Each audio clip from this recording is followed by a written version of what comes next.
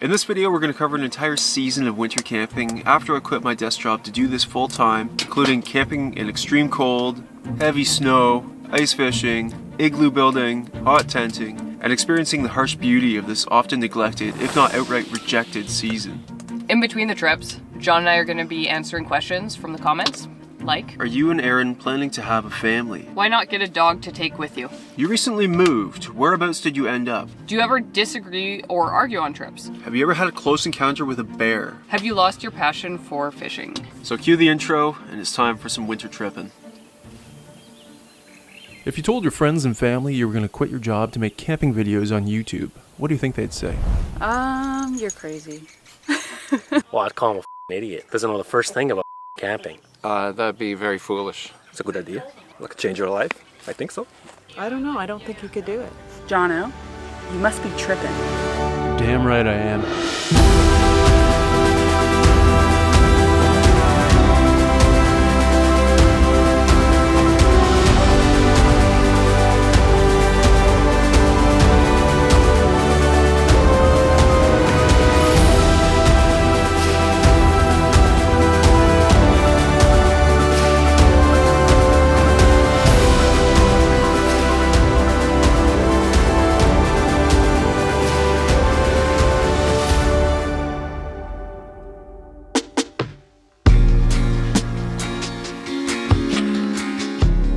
The fourth and final part of this series brings us to winter in the boreal forest. If you missed spring, summer, and fall, it doesn't matter.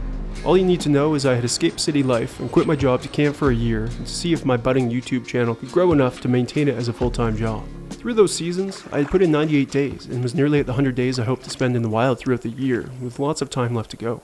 Fall had brought in some wintry conditions, but the deep snow and bitter cold temperatures were about to come. The first trip of the season would bring us into the first official day of winter, and the shortest day of the year. Temps were supposed to dip to about minus 20 Celsius overnight, but nothing extreme yet. Erin and I set out with a hot tent to keep us warm, along with a tool that uses a different approach to staying warm in winter.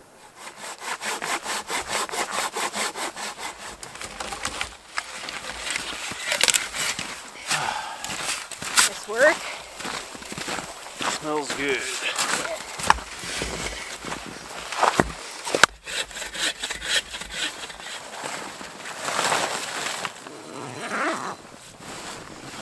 Oh, it's gonna be good. We're getting there.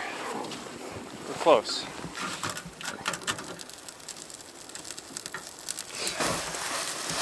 Okay. Oh, that's a good feeling.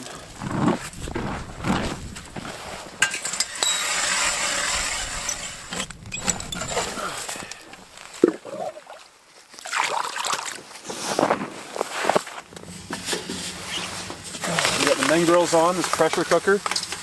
Everything in there was frozen solid, vegetable soup, so it's gonna take some time.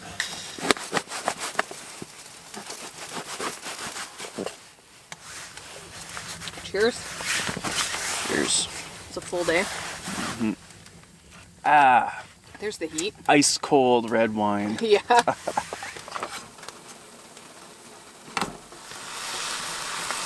Can't wait anymore. Sneaking a bite of the garlic bread.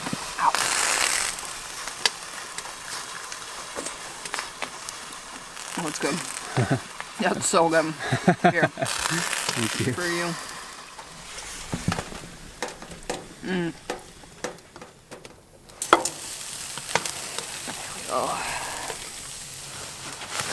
Oh, yeah. Oh, we are exhausted. I'm so tired. Good night. Night.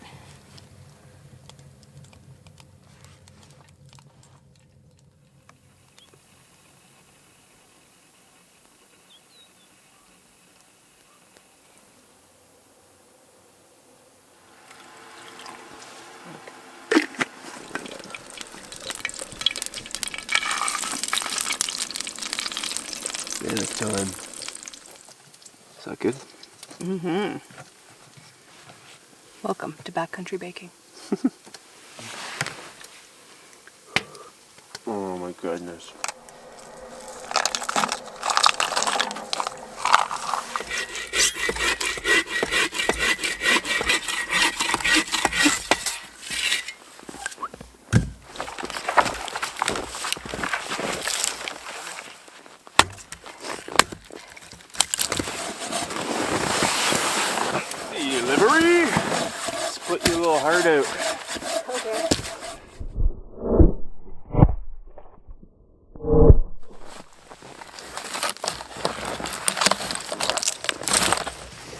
how normal people leave their snowshoes. How content creators leave their snowshoes.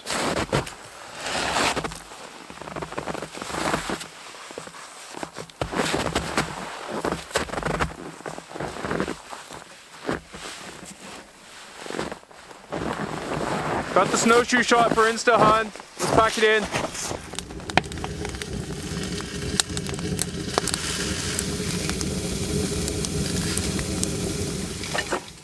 So we got this new toy this year. Actually, we got it last year, but didn't get a chance to use it. Icebox. It's a form for making an igloo. It's very interesting. We brought it out once just earlier this winter to give it a try and built like 2 layers. And it's pretty cool, so we're gonna try and get a whole igloo built today. Yeah, there's a learning curve to it. Different sizes you can make. It's still technical work. You would think with this tool it'd be easy. You build an igloo, no problem, but there's a learning curve for sure.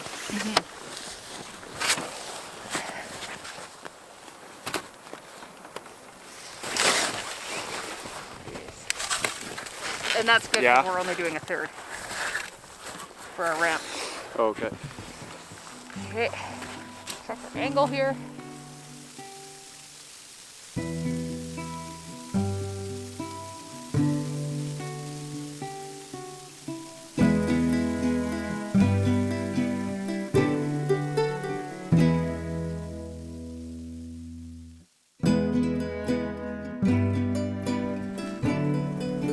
This is a very special moment. We're just finishing the first round of our igloo, and it's when we get back to center or back to the first block and realize that they all line up, which is a relief. So now we're gonna go up the ramp and start level 2. Hour and a half of daylight left. We gotta get busy. Yeah.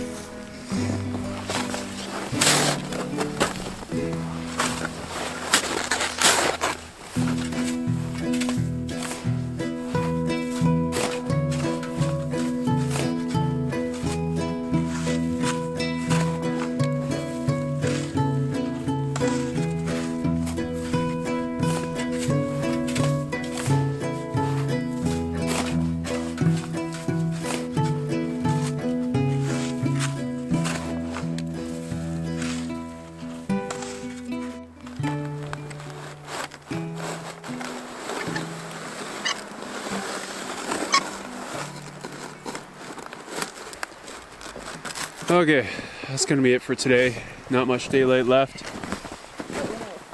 And we built half an igloo. We went with the 10-foot size. If we'd done the 8-foot, maybe we'd be closer to done. But yeah, this one at least has. It's pretty spacious. Yeah. So it's cool. We're going through the learning curve. Yeah. We gave it our best, and we got somewhere. Yeah. It's a decent amount of work, but lots of it's kind of finicky. It's a lot of work and very technical. Like Yeah. you couldn't give this to a child. No. They'd have to. Anyway, they'd have to be a brilliant child to figure it out. It's been fun though. I like building. Back to the hot tent. That sounds good. So pretty. I'm gonna take this off for the night. It's you. It's you.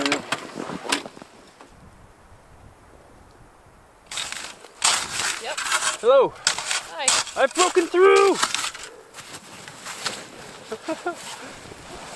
Perfect.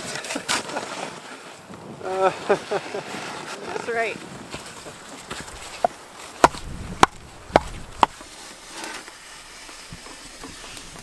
Oh, chaga time. It's been brewing all day. Nice and rich.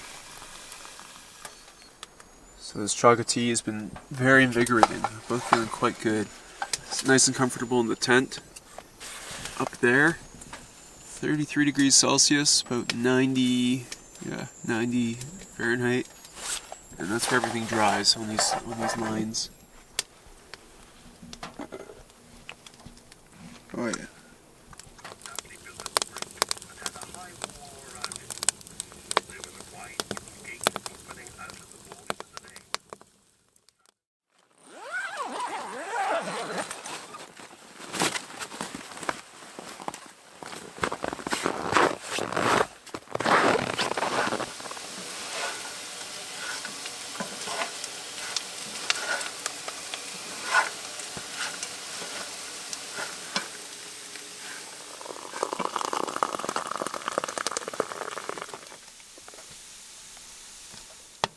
packed up, just waiting for the stove to die down and come back and hopefully address some unfinished business. We'll be back here in just over a week. Got down to minus 24 last night, so it was pretty chilly. Mm-hmm. It's when you step outside at first after leaving the hot tent, you're like, yeah, it's not that bad. And then 30 seconds later, you've lost your body heat from the hot tent. Yeah. And it just envelops you. Yeah. It's a scary thought to imagine being caught out there. Being caught in that, yeah. It's, it was chilly. Yeah. It was cozy in here though. We did well. Keeping the fire going. Looking forward to coming back. Mm-hmm. Cheers on that one. So we're all packed up here, leaving most of our kit to come back. And got a nice supply of firewood, left everything neatly in the tent. Took down some of the guy lines for the tent so that heavy snow weight hopefully won't damage it. There's supposed to be half a foot in a couple of days coming and then potentially much more. So we're in good shape here for our return. Yeah, we got about halfway through making our igloo, which is looking good. So we're gonna bring the tool back and try and finish it up next time. Yeah, hopefully with some reinforcements. Reinforcements and a little bit more snow maybe. But a beautiful spot to camp here. Happy to have this little base camp. It was cold out, but we stayed nice and warm. Rocked the stove the entire time, so we're looking forward to spending some more time here. Mm-hmm. It's a really nice base camp. Yeah. We returned a week later to continue a tradition of ours, spending New Year's Eve in the bush. I much prefer it to the bars and clubs of Toronto back in my city days, and the drinks are a lot cheaper too. And a drink might feel nice, with the temperatures expected to be well into the minus 30s. I'm alone at the moment, but Erin's family will be in here shortly. So much snow. Wow.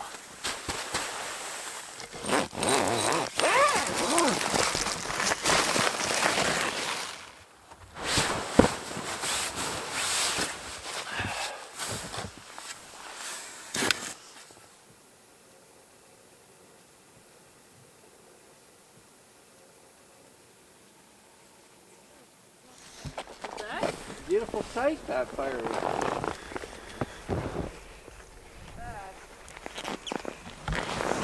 Back to the igloo. This looks like a mound with all this snow on it. Look at that. Do you have a way to get in, or are you just as far as you got? Yeah, we just kind of slipped through there. Oh, you don't. It's not the easiest. It got too high for Erin to get out, so we had to. Sweet. Well, this will be so much easier with all this snow.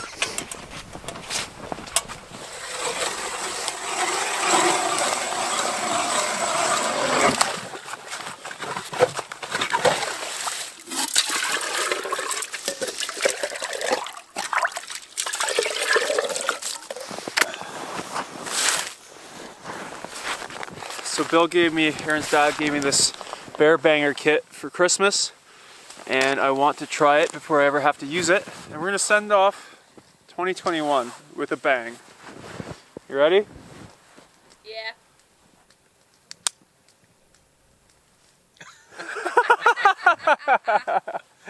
The anticlimax. 2022. Maybe it's too cold. I'm scared. Me too.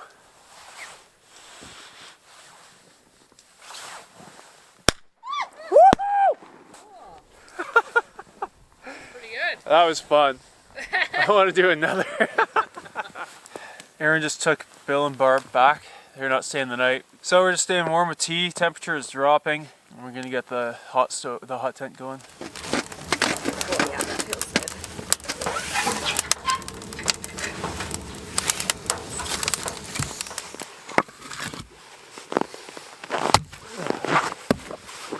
Welcome back. Hello. Barb gave us some champagne for tonight.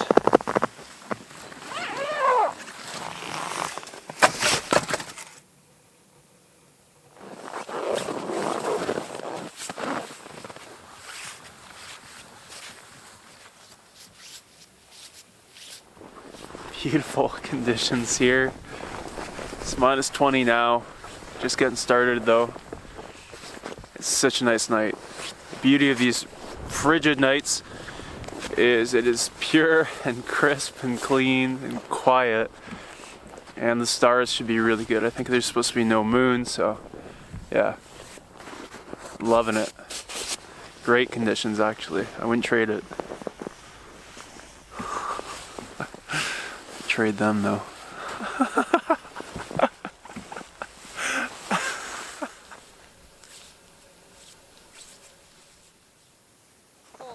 ready? Here we go. Maybe. It's really hard. You know what?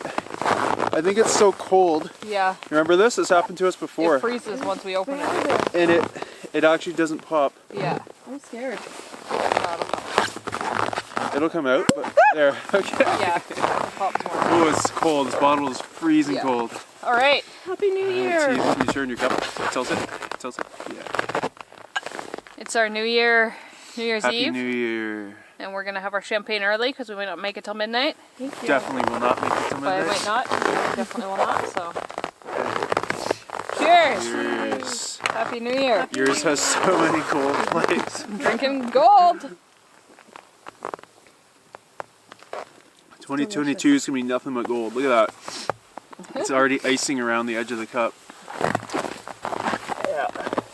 Just at minus 20 still.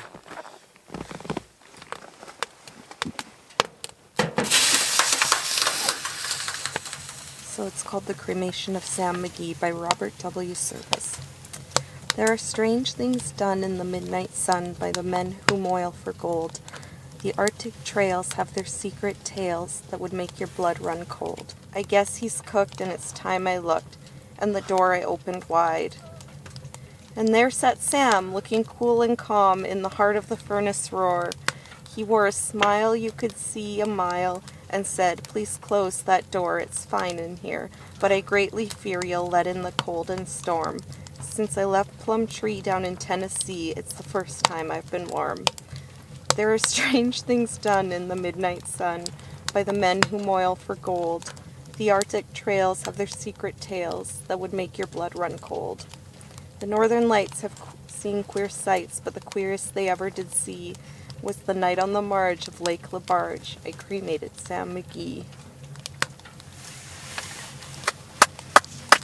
That was fantastic. Right? What a brilliant poem. I know.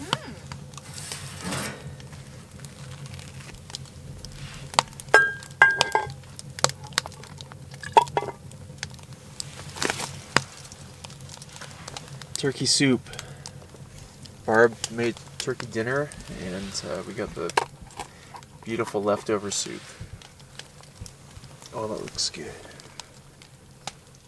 Yes, it does. Cheers. Yes, precious. Happy New Year's, team. Here. On a Christmas day, we were mushing our way over the Dawson Trail.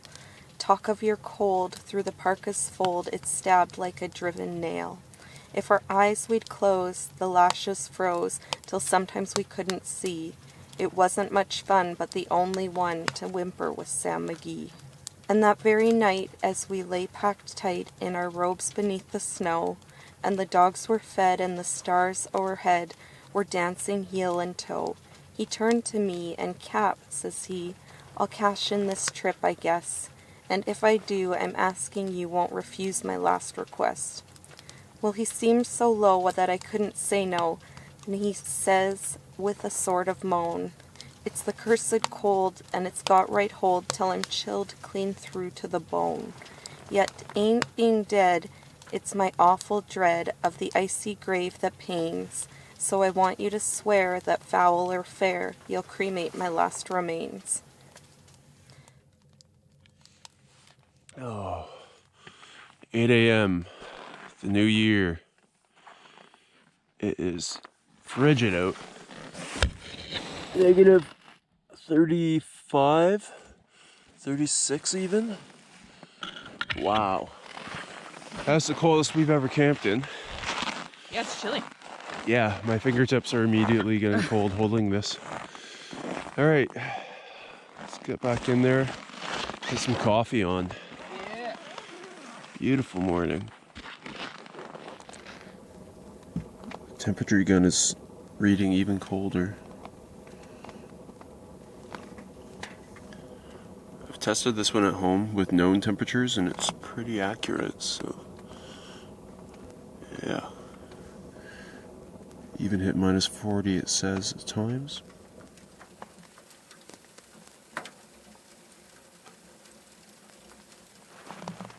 How's it feel?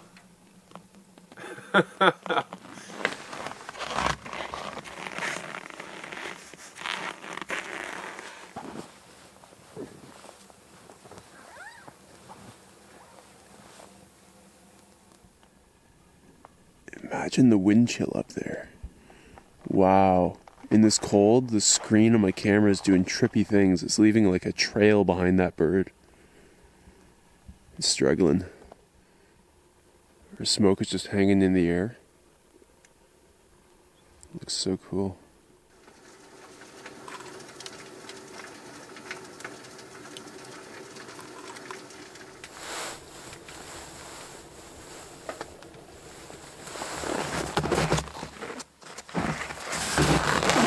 Didn't work as well as they said on Instagram. Okay, go inside before you freeze. It's not that bad. On Instagram, it looked like this perfect imprint.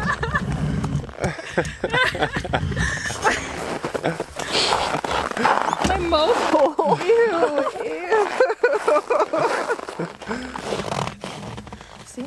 So, some boiling hot water in the pot. Ready? Yeah, buddy.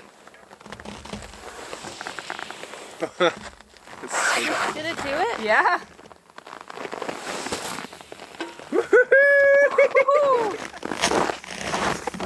Happy New Year!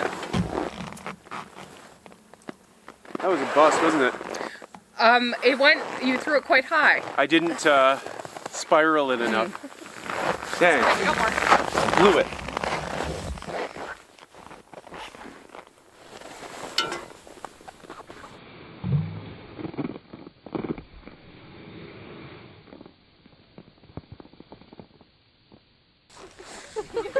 Instead of like moving your feet out, you're going like this one. I know I can.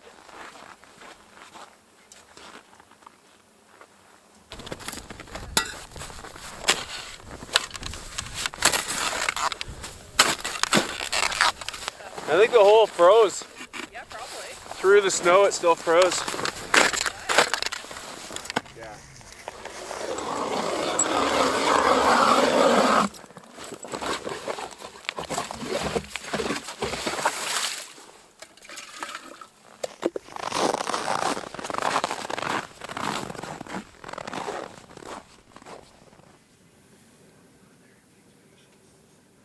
So we started building this igloo about 10 days ago when we were first here, and we were hoping to continue it, but that was wishful thinking. It's completely contorted here and warped from snow weight and melt.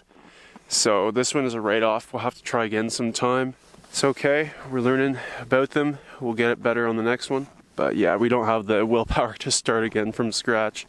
It's a long project when you're starting out. It's learning how to do this. It's not easy.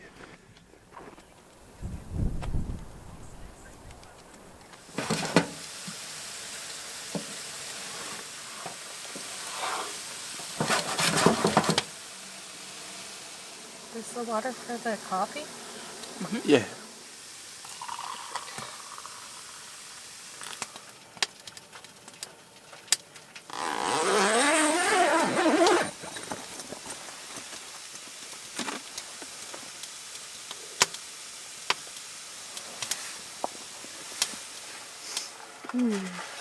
Delicious.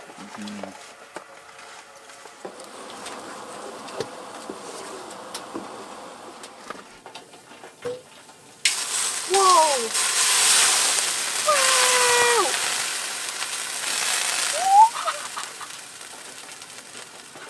Go, go, go, go, go, go, go.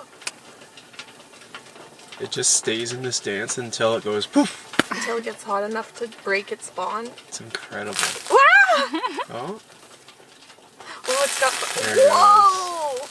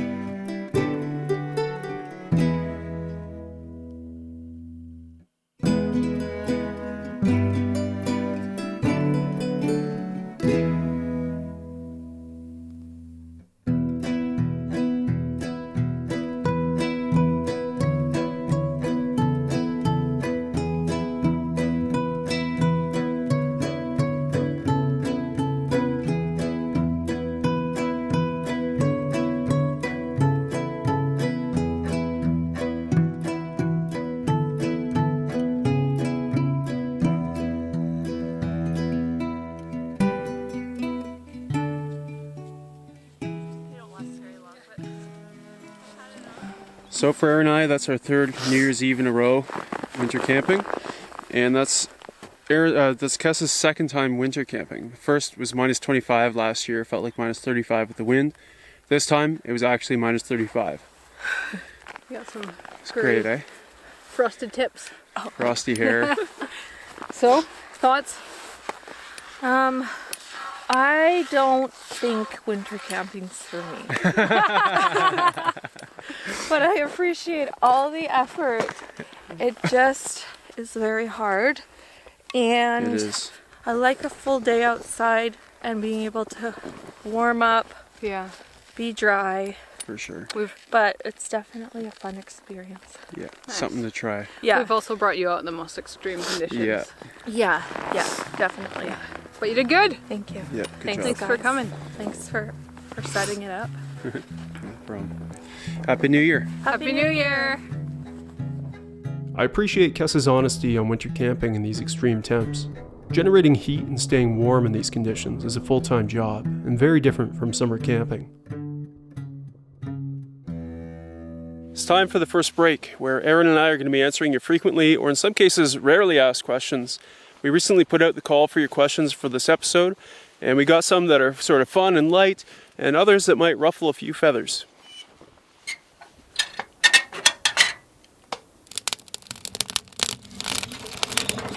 Okay, it's been like 4 years since we've done this, but we've got a giant batch of questions. There are over 100 in here. We're going to kick it off with 4 about winter. This is a winter episode. Let's just get these out of the way because we get them all the time. Why aren't you melting snow for water? Because it's not very dense and it boils down to a lot less. Also, it kind of tastes like rotten milk. And it can be full of debris, and we usually have the augers, so it's just much better to use that. But we get that all the time as though we can't see the snow and don't know that it melts into water. But for example, a full pot will melt down to Yeah. just nothing. It's not worth it. Yeah. Liquid water is so much easier. Number 2, how do you poop in extreme cold? Coldly. Yeah, quickly. Ideally, if the stove is going, like in the hot tent like it is right now, you can run back in here right after and warm up. It's not so bad, but yeah, it's not fun. And just away from water sources, like always. The ground is frozen, so you can't dig into it and bury it. But you have to just incinerate your TP in the stove or burn it on the spot with some birch bark. Number 3, if it's actually that cold, why can't I see your breath, and why is there slush on the lake? The snow on the surface of the lake insulates the water that can sit underneath, and it stays liquid, even if it's negative 35. Yeah. Yeah.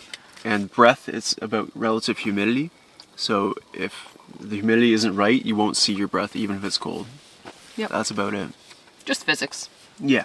Number 4, why don't your winter tents have a floor? In winter, it's really hard to not track in snow and dirt and debris, and with the floor, it would just make it wet in here and it would hold that. So the way it is now with the snow on the bottom, it just melts down into the snow whenever it's tracked in. Yeah, exactly.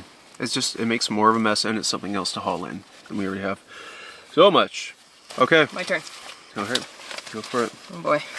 Oof. She's full. Yeah, there are so many. Why not get a dog to take with you? I get a dog when I already have Xander. No, I've watched a lot of YouTube. I watched tons of YouTube camping videos, and I felt bad for the dogs a lot of times. Extreme bugs, extreme heat or cold. And I'm also a hammock camper in the summer, so that just doesn't work with the dog, or it's really awkward. So those are the main reasons. Well, yeah, and it's a lot of work, I think. Like, I'm sure people who bring their dogs out camping, I'm sure they keep them safe and comfortable, but I think a lot of work and thought has to go into that. Huge crack in the ice. Huge break in the ice. So we've got our cats at home and we love that, and we're not passionate enough about dogs to bring one out here and care for it. Yeah. Mind you, Xander's more work than a dog, but... But I rarely have to pick up his poop. Yeah. Sometimes. Only the rare occasion. Next one. Wondering how you make your lifestyle affordable. How much did Erin support your YouTube ambitions in the beginning? So, not at all. I had saved up to know that I could do this for a year full time. We also had really minimal living expenses living in Marathon, just a small town, and things weren't that expensive. So, yeah, initially it was just leap of faith, but luckily we didn't have a ton of expenses to keep up with. That made it easy at the beginning. I bought us a house for under 70K because it's a mining town, and where real estate runs hot and cold, so our mortgage was $250 a month. So that's one major thing that made it affordable. And we live in Northern Ontario, so I don't have to fly to go do a trip or anything like that. Your pull. Okay. Was wondering about any future plans to return to the tundra, or a journey east and canoe camp some of northern Quebec and or Newfoundland. Yeah, definitely going to return to the barren lands. Hopefully this summer, but we'll see. We may push it another year. Yeah. It's a big trip. It's expensive, so. But we'll might definitely spread be them back, out, but I'm sure, yeah, more than once. And Quebec or Newfoundland, would love to, but there's just so much to do in Ontario. Like, I'm nowhere near exhausting the list in Ontario, and the logistics are much simpler. I have the licenses, etc. Yeah. But maybe one day. Yeah, absolutely. There are lots of places I would love to go in Newfoundland, Quebec, and elsewhere, but it's just hard to when there's already a good list here. What do you guys use for a water filtration device, like a Catadine or platypus or something? Yeah, I use platypus. Platypus gravity filter. It's Yeah. great. Catadine initially, and then I switched to platypus, and it was just way better. And that's what I've stuck with since. There are other ones like Sawyer and several others that are probably just as good. But and one other thing to add on that, people are still pumping. I find that crazy. Gravity will do it. I don't know. I guess there are reasons, but I haven't encountered them. What's your favorite backcountry meal? I mean, recency bias says poutine. Yeah, we just had poutine tonight in the hot tent. Yeah. Oh, geez. I mean, we're always pretty happy with chili and garlic naan. That was up there. And then another one I was going to say was the black bean burritos. Oh, yeah, black bean burritos. Yeah. Just go with those two. Yeah, which is store-bought. It's just from, like, Amazon black bean mix. Maybe too personal. Are you and Erin planning to have a family? I think it would be so fun to watch you bring a little person out with you guys, and wondering how you two would navigate everything with the new responsibilities. Someone else asks a similar question. If and when you and Erin have kids, will your type of trips change? Shorter, less rugged, or will you include them right from the beginning? We're not planning to have kids. It's just be too much sacrifice for us right now. Our life's really good. Yeah. We're super happy. No immediate plans. Yeah, it's one of those things, like, if you don't intrinsically have the desire to bring life into the world, you don't do it just because there's social pressure.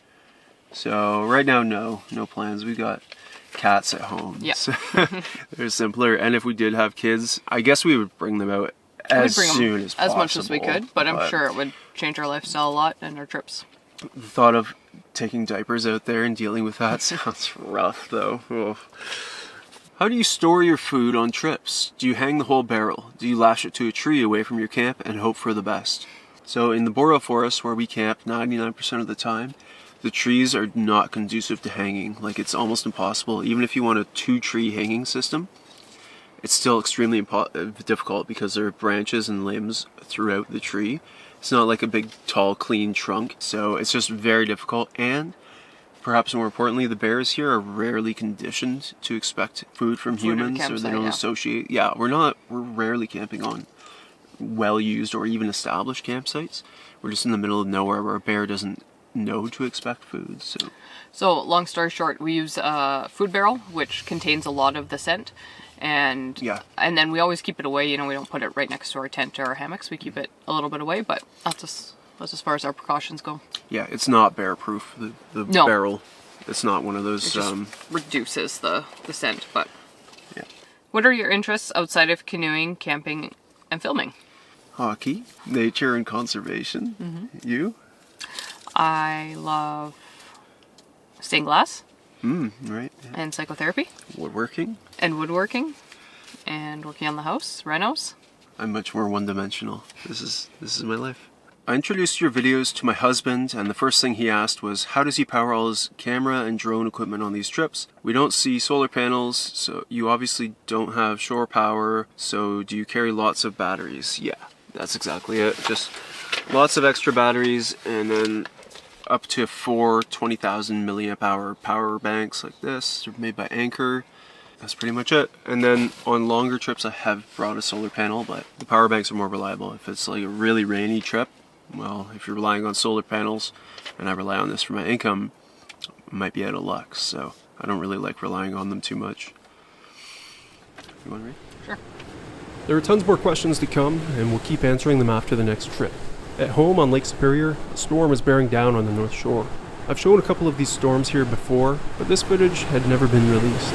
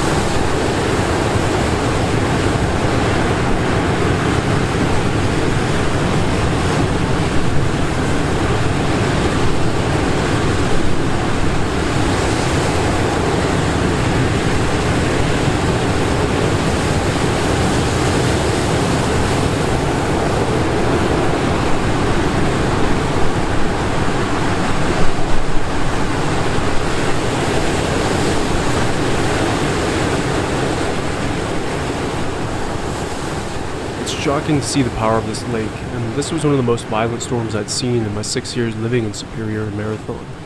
While Superior was unfrozen and stormy, inland, the lakes looked much different. The ice was a foot thick, and that's plenty to support me, and even snowmobiles or a car. Knowing I'd be doing more solo winter tripping this year, and how difficult and potentially dangerous it can be to do alone, I decided to buy a used snowmobile. My hope was that it would make the workload more reasonable and get me off the beaten path to more quiet and remote lakes. But I've always been afraid to rely on motors and machinery in the backcountry. I prefer to travel under my own power and accept my own physical limitations. But in the north, where there's snow on the ground half the year, snowmobiles are a way of life. I bought a Tundra model, which is renowned for being a durable sled for the bush. I was about to find out if my fear of relying on motors in the backcountry was warranted, or if it was just the fear of the unknown. It's 30 below, feels like minus 40 with the wind chill. And this is kind of what you don't want to happen when you depend on machinery. The bar for this trailer just came off. The nut came off, and it's obviously gone in the snow somewhere. My day might be pooched. So I tied some rope around it to the other side to hopefully hold it on so I can limp back to the truck. I'm not sure it's going to stay, but anyway, I guess I'll be back in a few days.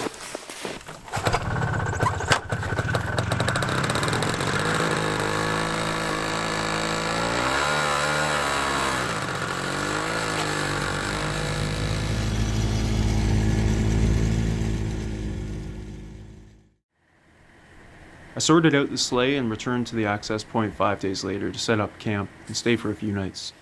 The temperature was negative 30 degrees Celsius that morning when I left the truck. The sled started in the cold but was running smoky.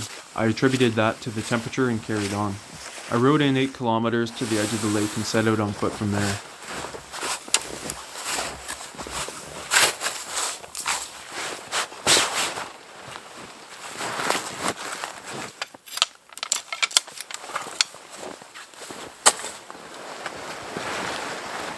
After pitching my canvas tent, I was feeling good about my camp. That's when things started to go downhill. It was minus 34 this morning. Thankfully, it's warming up all day. It's supposed to be only minus 12 overnight. And then mild tomorrow so I can fish. Today's gonna be all work setting up. So tomorrow I'll fish, and then I've got some more time after that. But the temperature is going down to minus 31 the following night, so that won't make good for good fishing conditions for me, but I'll get it in tomorrow while I can. I'm looking forward to it.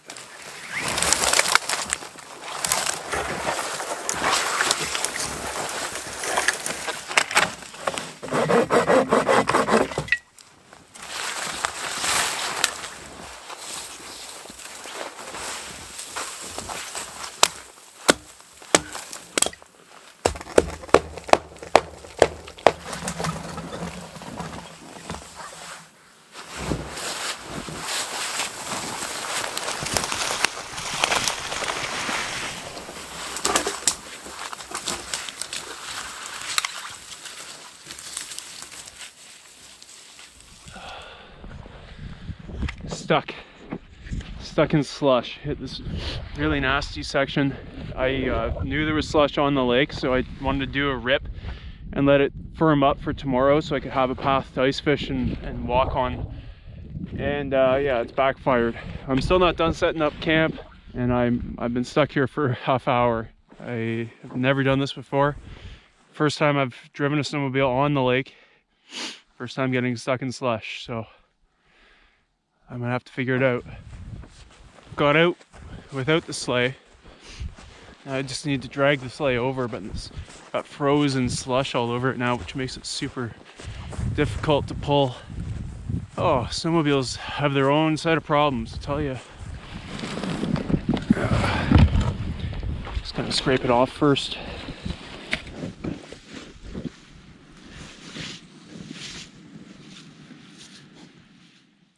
Got the sleigh back to the sled. Now it won't start.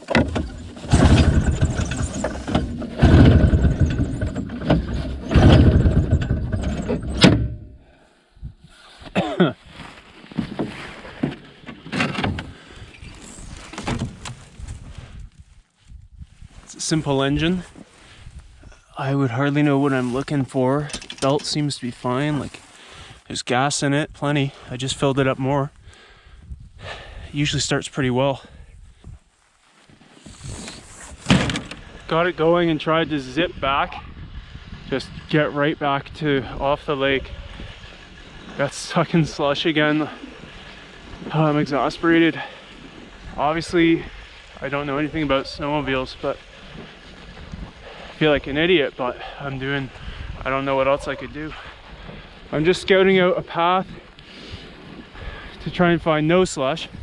So once I finally get out of this slush, I can hopefully find a path that will be safe to take back.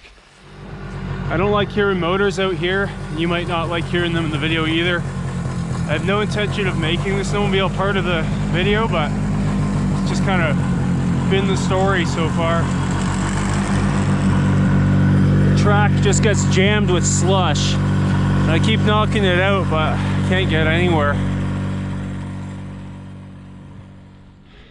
Finally got out of the worst of the slush. Man, if you've ever been in that scenario, it's incredibly defeating, especially alone. With another person, it would make a big difference. And the sled is incredibly heavy when it's packed with slush. Going back to the sleigh, I'm gonna drag it back too. Hopefully I'm in the clear for the next, that open space is all I have to make it to.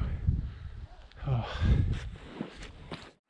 Back on land, still not running right. I turned it over. I'm gonna try scraping all the slush off of it, but it's still struggling now out of the slush. So, and I want to make sure I get the slush off tonight, even though I badly just want to crawl into bed, because if this freezes on, I don't know, that seems like a worse problem. I'm usually excited for trips. This time I kind of had to force myself. It's been very cold lately. Leafs are playing tonight.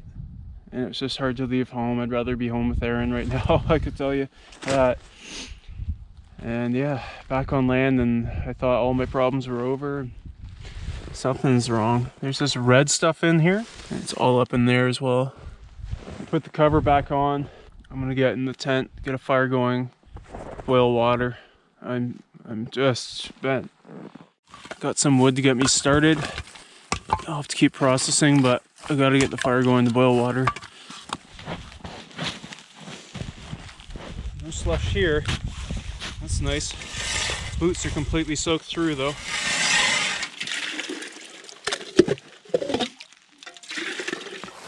Open the fluid hamper. And let's let this baby rock. This is such a morale boost to be at this point.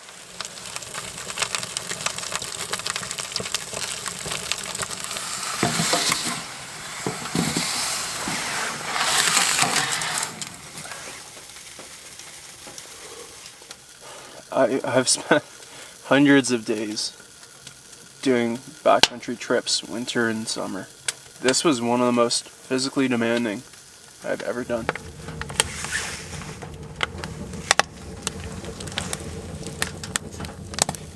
I hope the sled gets me out of here tomorrow.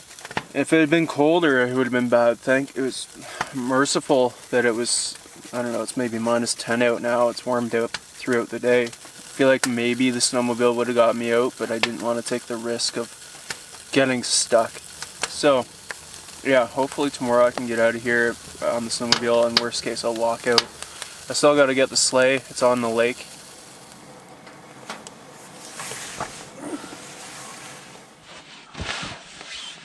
Just got my wet clothes off. 10:30. Feels like it's 4 a.m. though.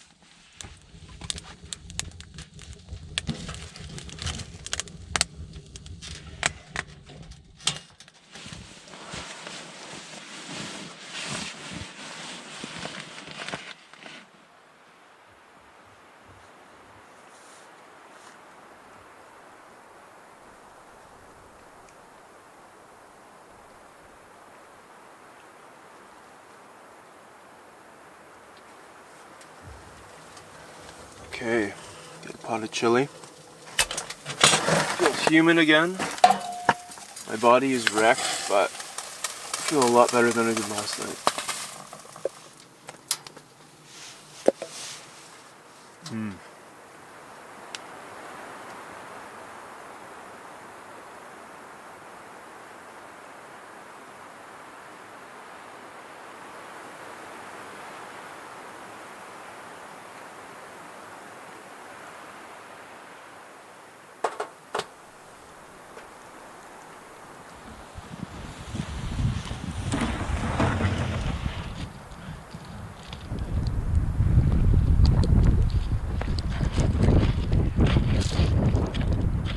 I'm gonna get the sleigh back to the fire as well and try and melt this all off, or it's just gonna drag like crazy.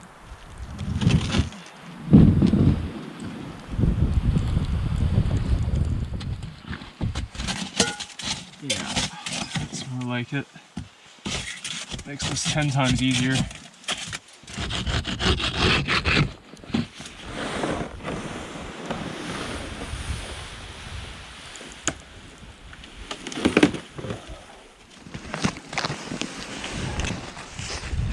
The rest of the firewood I processed down the lake yesterday. So it's gonna be really nice to come back to next time.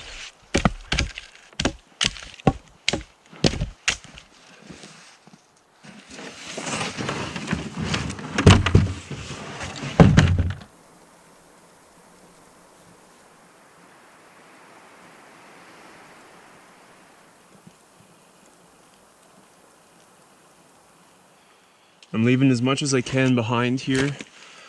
So I'm leaving food up here to rodent proof it. Main concern in winter is not bears. They're in a state of torpor, very unlikely to have an issue with bears, but rodents, voles and mice and whatnot. But we can't get it up there. All packed up. This sled's coming out with me. And this camp is ready when I come back. Hopefully there's not too much snow on it by that point. Can ruin the tent if it gets too heavy, but should be alright. It's time to go see if the snowmobile's gonna take me home.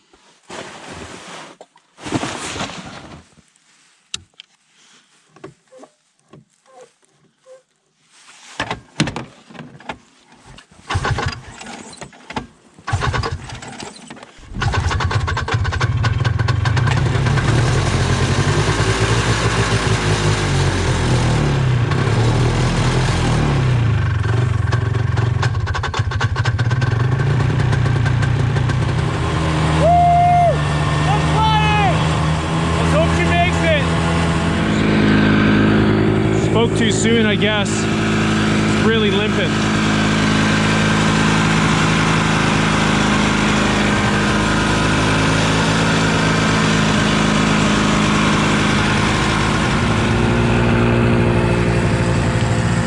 Do you have a spare belt? Yeah, something's smoking. It smells bad. It smelled bad when I left yesterday, actually. Oh, the belt just gave out. Can't say I'm surprised. It's with the way the engine's been struggling. I'm not even gonna replace it. It's just, I'm at a point where I'm gonna have to be towed out, so I'm gonna get the sled off the trail here, leave it, cover it, and hike the rest of the way out.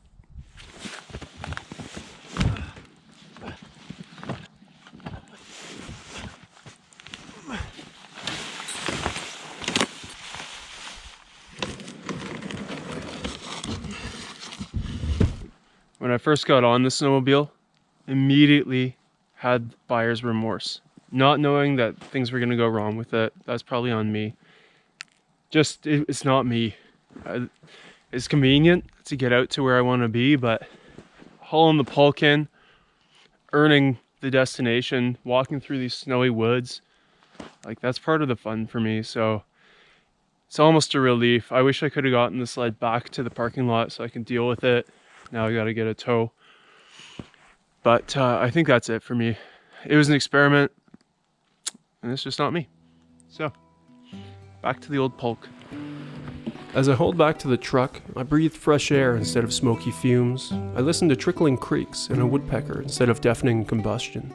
Observed tracks beneath me and snowy boughs all around, instead of having it all fly by in my peripheral.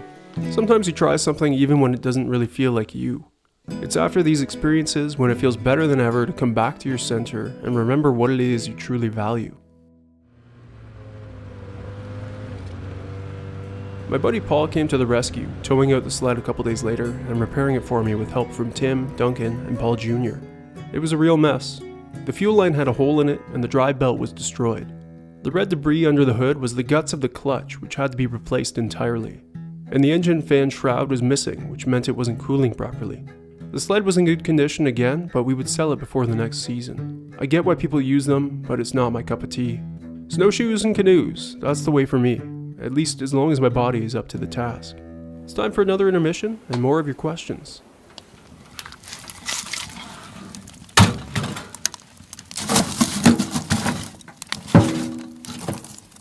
What will you do when you hit the 1,000,000 subs? Different trips / locations, take a break.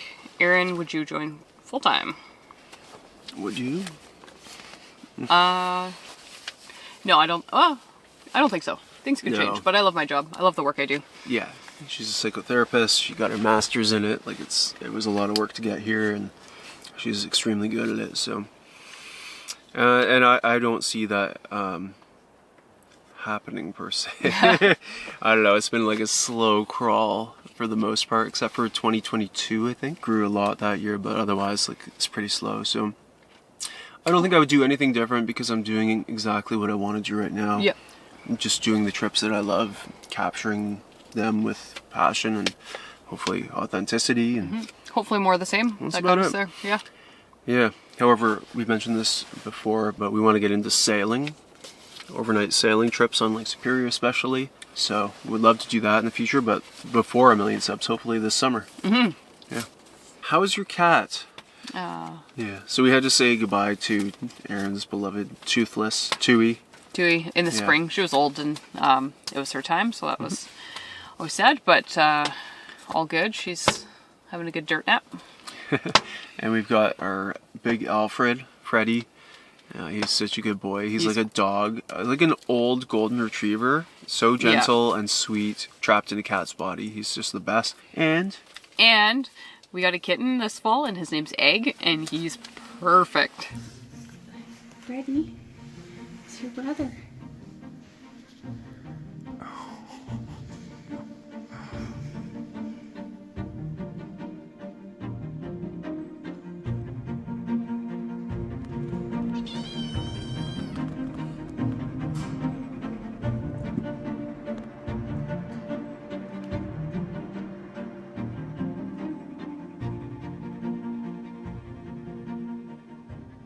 Yeah, we did name him Egg. We don't exactly know why, but we love he's it. Just an egg. Yeah. He's a perfect little egg. He's a bundle of joy and a terror. Yeah, he's a rowdy, but we love him. Yeah. Who are your favorite bands, and what is the best concerts you've been to? And another similar question, do you ever have a chance to go to concerts, and if so, who? If not, who would you like to see? So, favorite bands?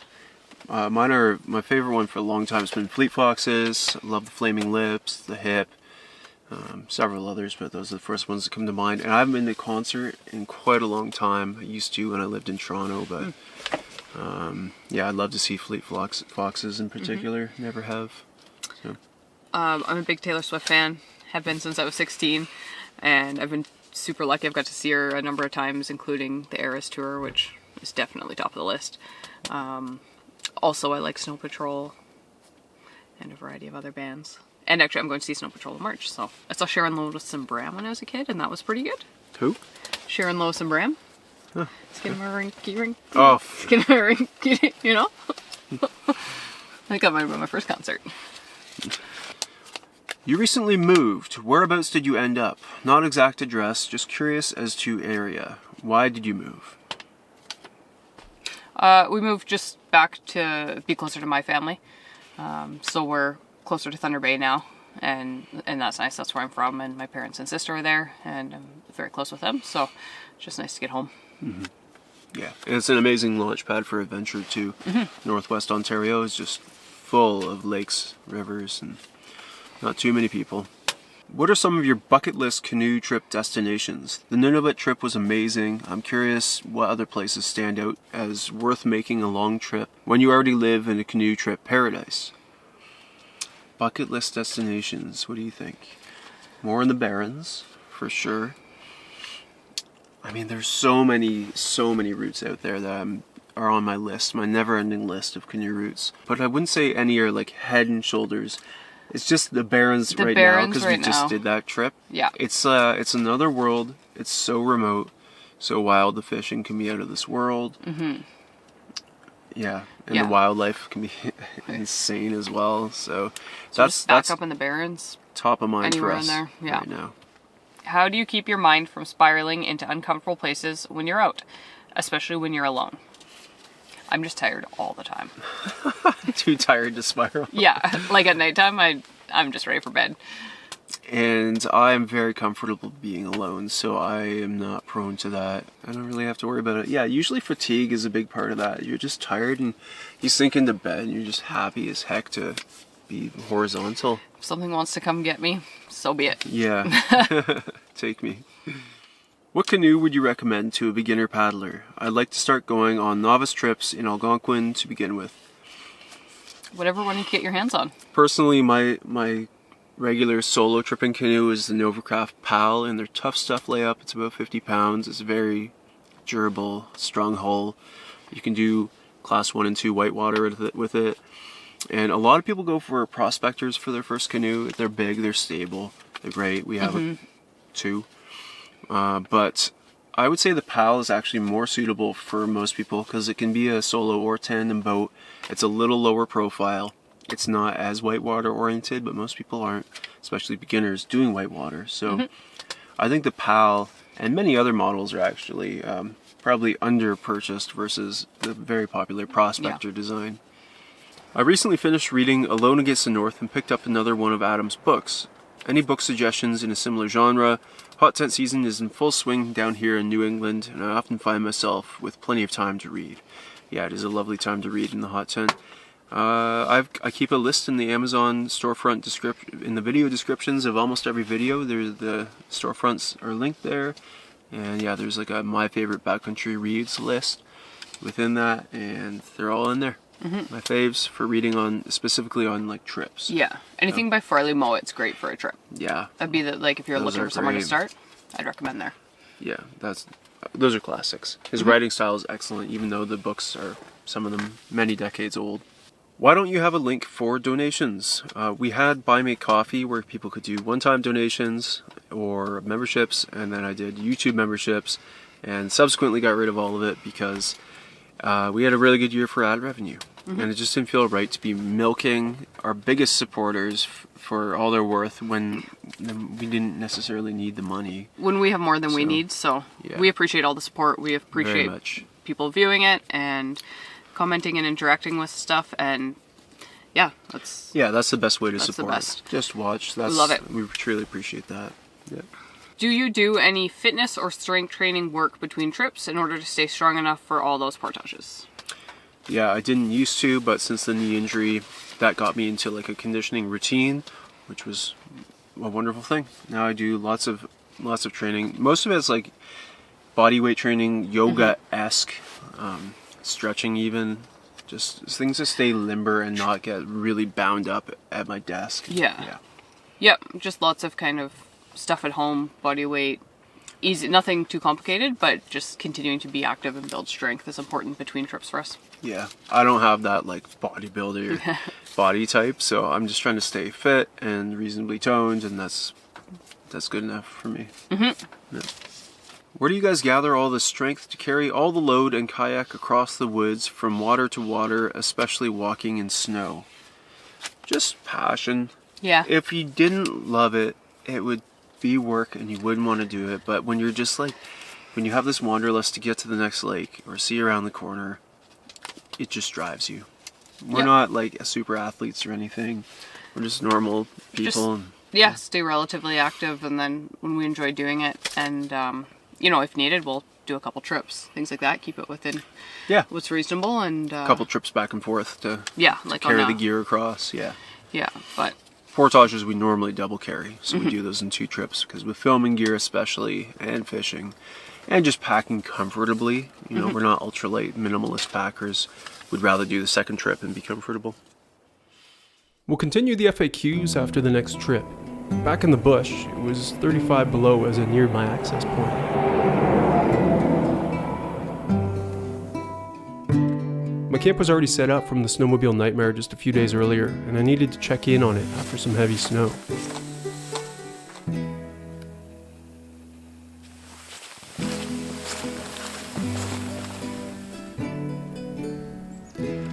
Past the halfway point of this 8-kilometer trail.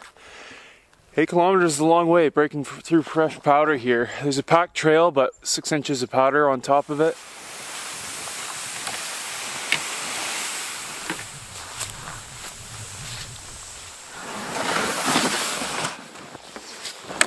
Here at last.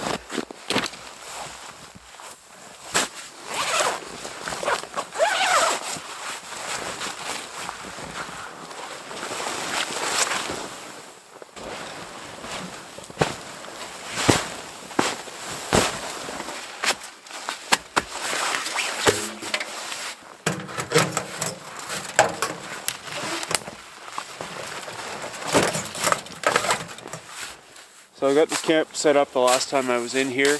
Really nice to come to this in these cold temperatures and have it all ready. One thing I haven't done is finish splitting this wood, so that's next on the agenda, and then hopefully I'll have at least enough for a couple of cold nights.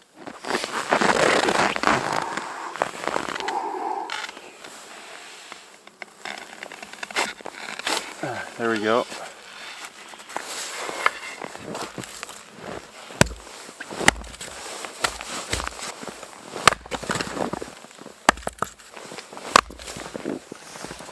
Just busted open this log, and look who popped out. Little grub. Might as well throw that on a hook tomorrow.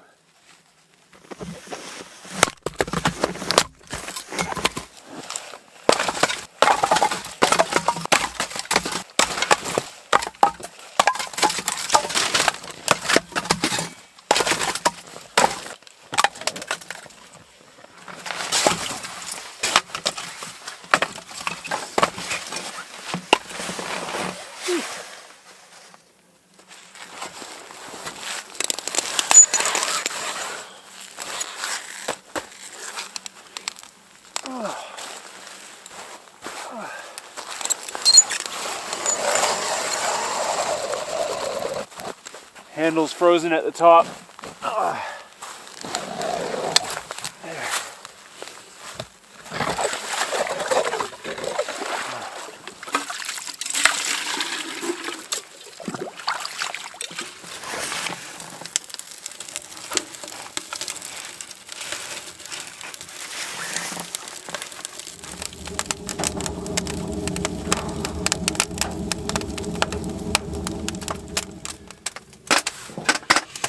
Feels good. Throat feels a little hoarse from heavy breathing in the cold air. But yeah, this feels really nice. Such a good feeling for it to be frigid outside and have all this firewood. This is tons. I'm very happy with it. The water I just pulled out of the lake is already freezing over.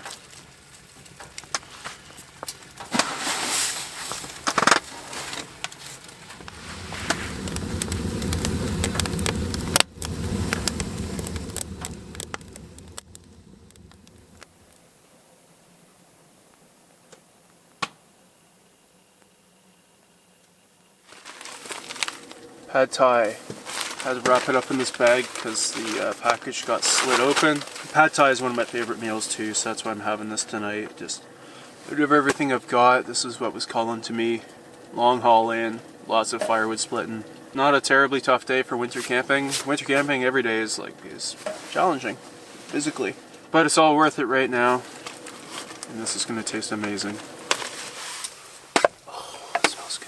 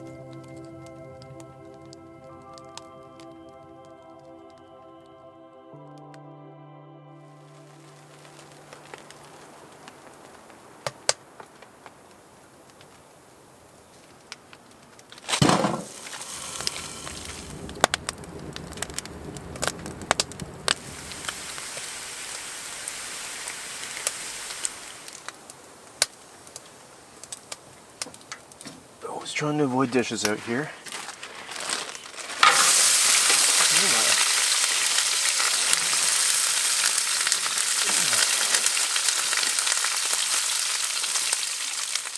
Gonna have to open the door. It's a sauna in here. 40 degrees Celsius, over 100 Fahrenheit.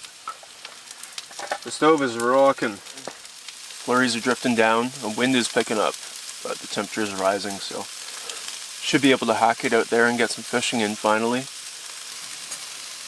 Can offer you some charcuterie.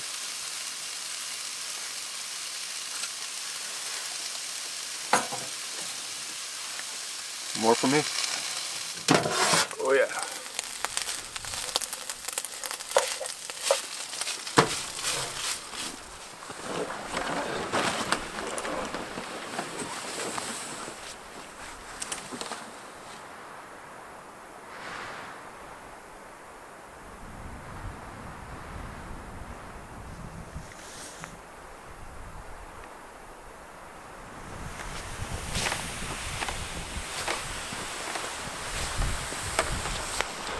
Okay, I'm gonna drill my first hole here. This lake has lake trout and pike. Lake trout would be ideal.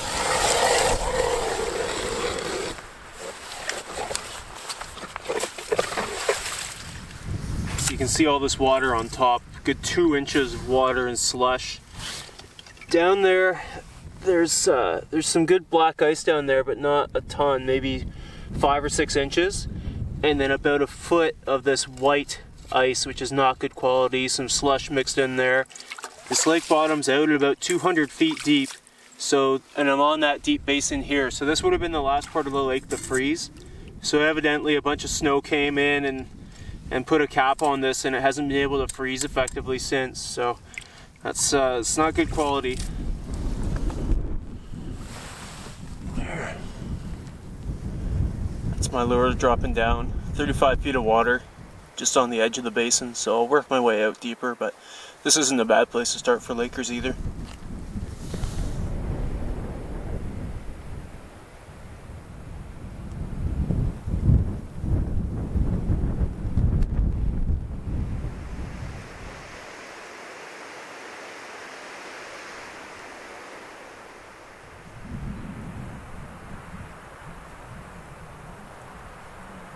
Anyway, this should be a good spot. I sent the underwater camera down and I'm on 35 feet of water right beneath me, about a foot this way. there's a pretty good rock shelf actually, which is perfect for targeting lake trout or any other fish really.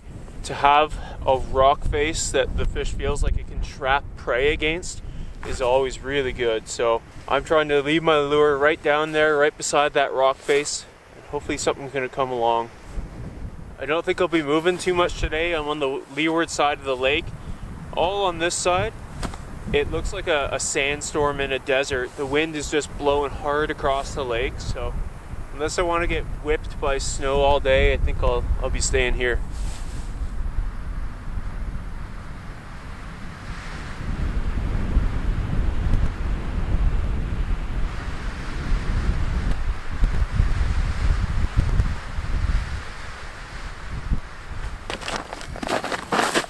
Fish on. Little laker. Yep. Oh. That's one for keeping. Oh. Perfect. It'll be just a nice little keeping fish.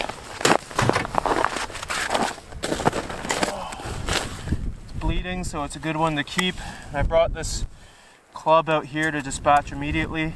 Thank you. Thank you. Thank you. Oh, thank goodness. Hasn't marked anything on the sonar. It's been at it a couple hours. It's gonna be a good dinner. There's a snowmobile coming in. I can hear it.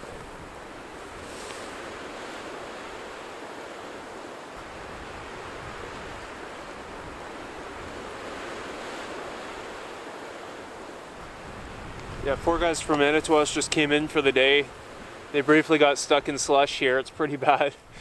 When I got stuck in the slush here, it was a lot worse. I have a lot less experience, I guess, of getting out of it. But nasty stuff.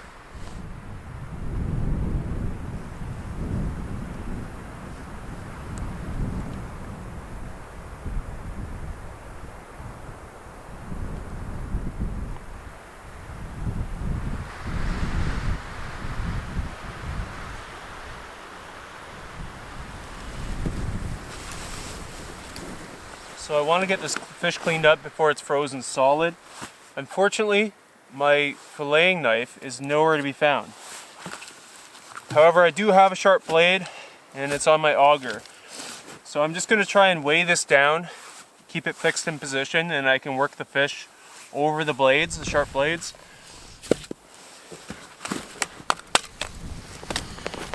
Okay.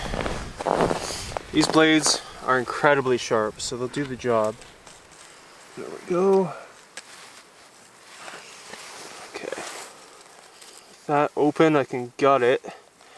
I'll throw these guts down my fishing hole. Pull off the head. Guts come with it. There. That's not bad. And I'll just cook it kind of whole here in the pan.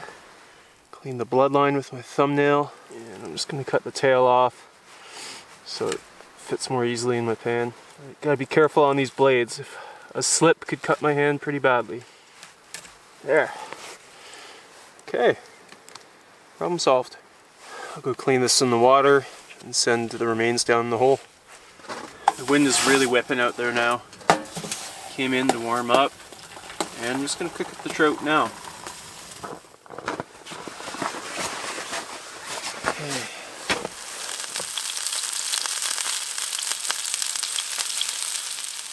Okay, let's have a look. Looks beautiful. And the meat should just flake right off the bones.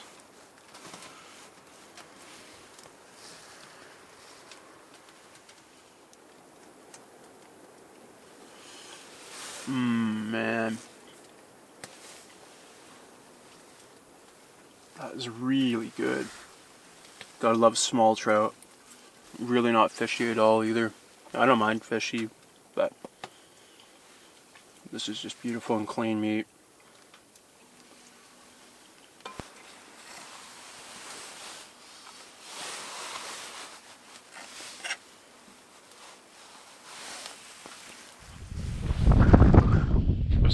down the lake to see how those guys are doing today.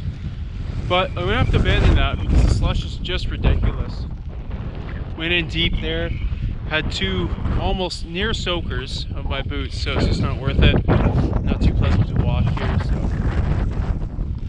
Not too much time left in the day, just gonna enjoy it around camp.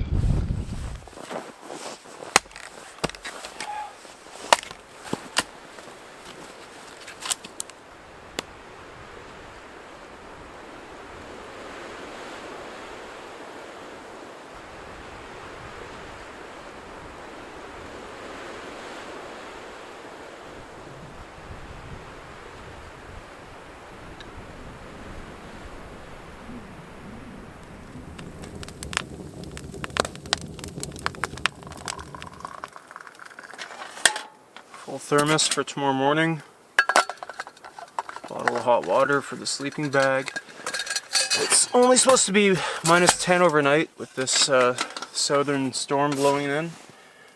So a cold camp, which is nice, means they don't have to stay up all night and stoke the stove every hour and a half.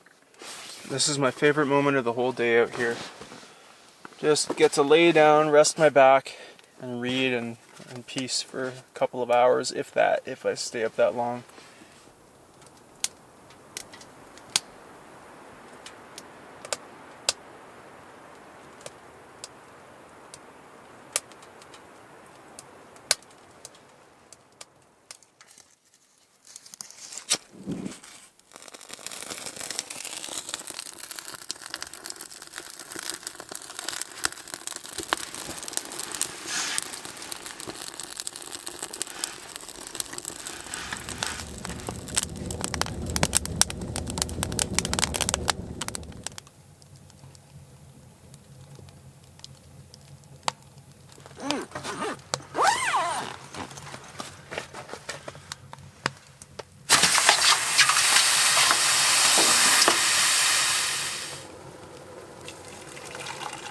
Still got half a foot of snow outside. Looks beautiful.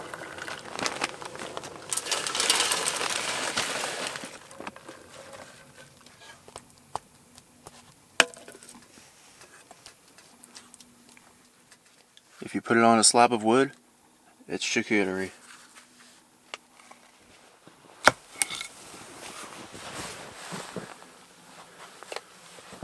Yeah, that's about 8 inches of snow.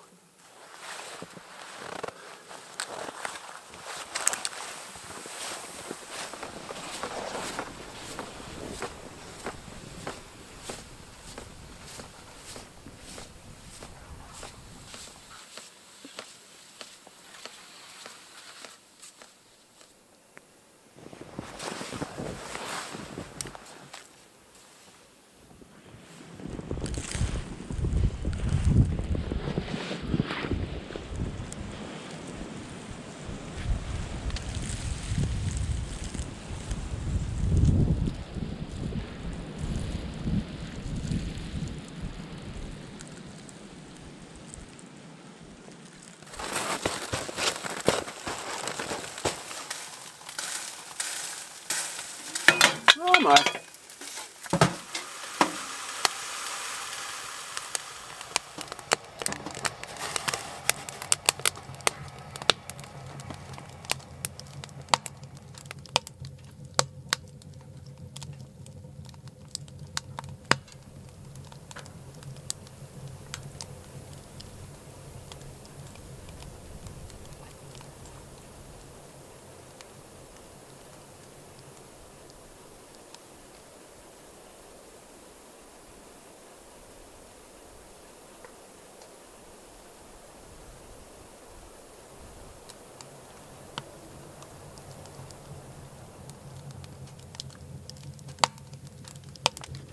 Still have tons of firewood left.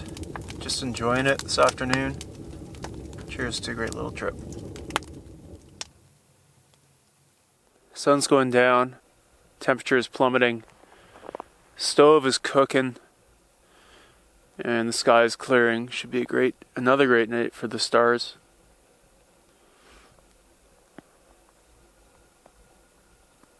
So quiet. Forecast calls for minus 29 tonight. It's already minus 22 or 23. And it's such a cool feeling to have all this firewood and feel safe, like just surrounded by cold. And it's only getting colder. It's the kind of cold that could kill you if you're caught in a bad situation. But it just amplifies the comfort inside of there, knowing what it is out here.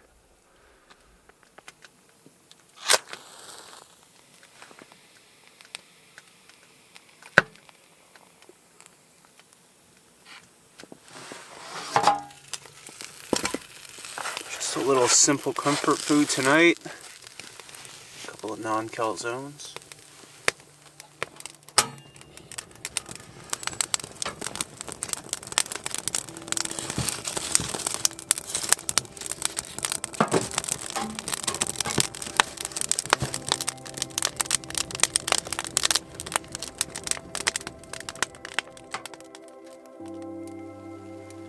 Stars are incredible tonight.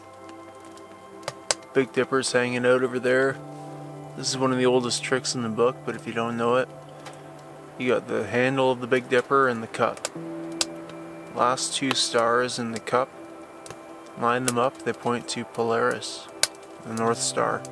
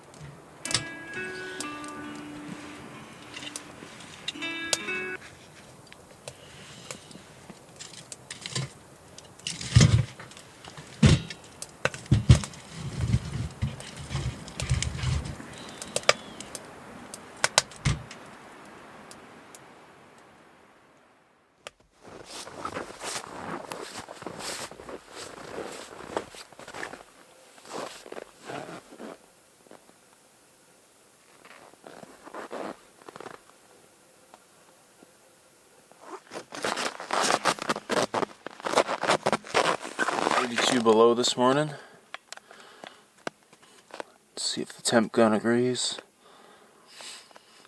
Yeah, just about 33, 34 below on this. Take your pick. Let's go.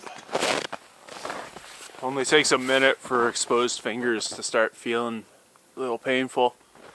It's a good temperature for making coffee.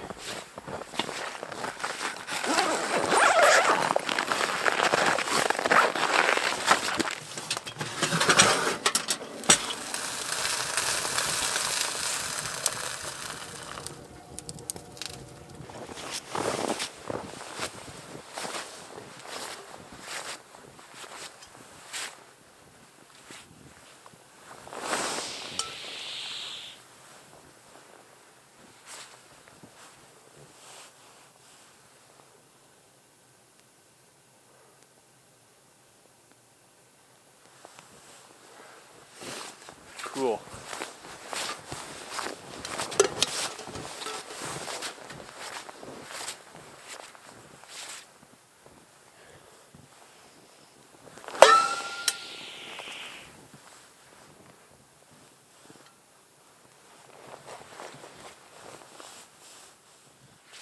It's just as fun as it looks.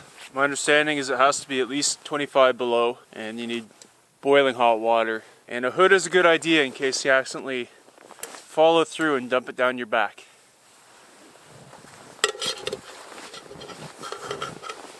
What a morning.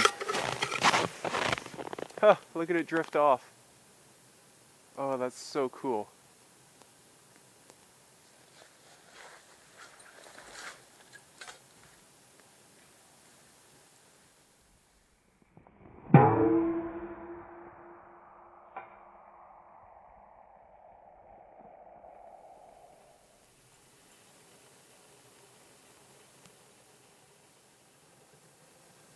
I'm all packed up, cleaned out the stove, have enough firewood for one night when I come back to pack out the actual tent and whatnot.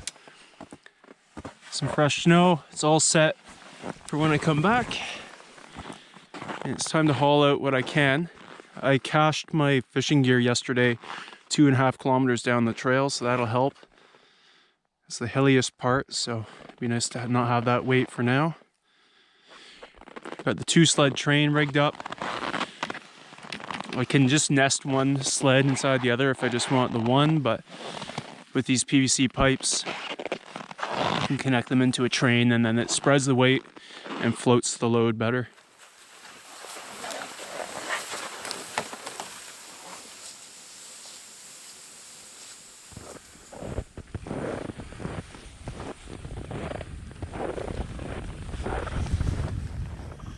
I just saw some animal loping through the snow. It was either a pine marten, a fisher maybe. Oh, come on, come back out. I see it there on the edge of the trees. I'm looking at it from, I don't know, 100, 200 meters, so can't tell from here. Went off in here. Oh, it was so close. Foiled by a cold camera battery. Oh, that was awesome.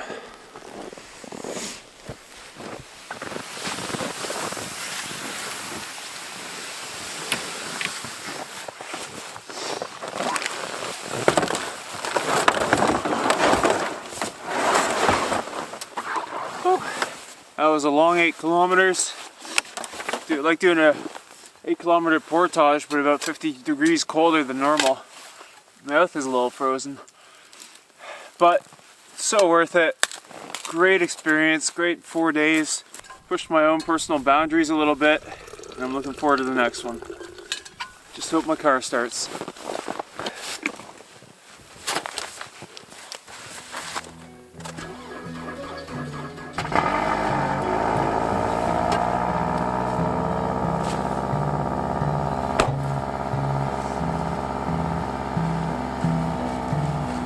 Oh, look at that exhaust. Sorry, old girl. 8 kilometers is a long haul, but it felt great to do it under my own power after the last trip in with the broken down snowmobile. Let's get back to the hot tent with Erin and more of your questions. Do you ever disagree or argue on trips? Brian and I have been on many trips and occasionally we have some disagreements or are hangry, etc. Some silences, sometimes. Extremely rarely, because Erin has the patience of a saint, I think.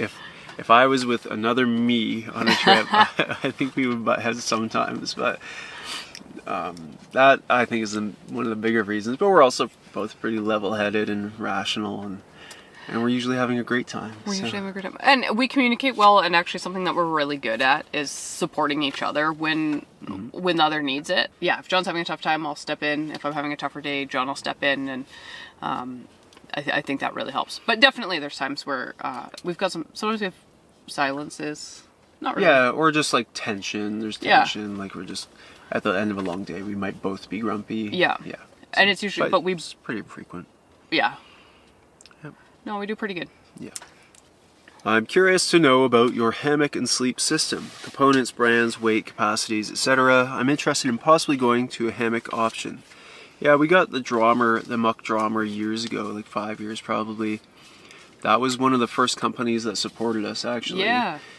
Since we've gone independent, but we still love them. Yeah.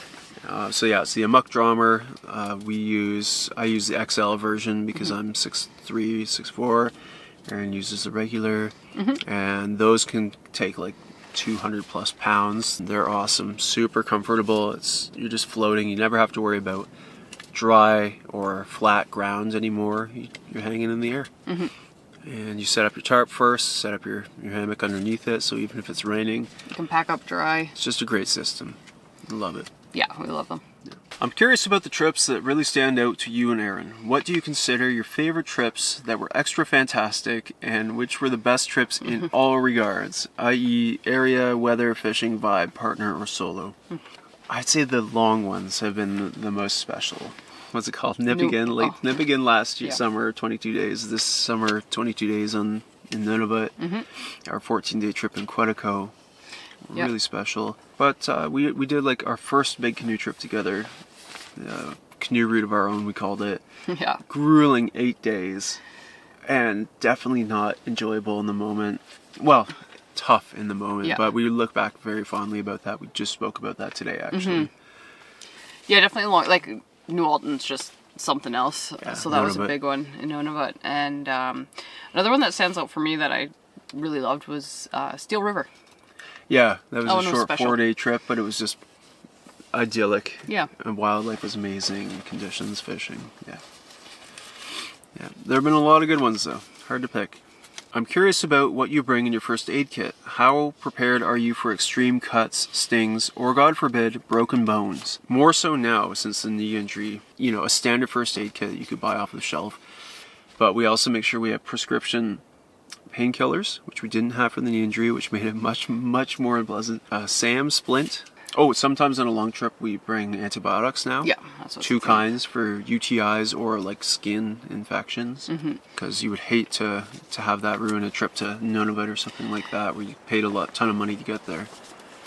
Yep. And then the other, aside from the first aid stuff, is of course the communication, SATCOM. Yeah. It's really important for when they're broken bones, something where we're fully immobilized, then that would be our lifesaver. Yeah, there are certain things you have to be prepared to fix yourself, and some things where there's a bit of time where you can respond, like a broken bone. If you had to live in another province, which would you pick? And if you couldn't live in Canada, where would you go? So province? Province, it's a tricky one, but for me, probably BC. I visit there quite a bit, and I love it every time I go. There's not as much canoeing as there's Ontario, obviously, but there's so much other outdoor activity that I'd be pretty happy there. Yeah, I love BC, but for me, I need more lakes and rivers. So I don't know, like Quebec would be amazing. It's similar to Ontario in that it has tons, but it also has subarctic access and tons of areas you can drive to. And if you couldn't live in Canada, I might pick Norway. Yeah, I might pick Norway too. Just like the vibe there, it's gorgeous. And also, I would consider Australia. Seems like the southern hemisphere is Canada, so. Australia's super cool. It's just so far. Yeah. But yeah, That's true. beautiful.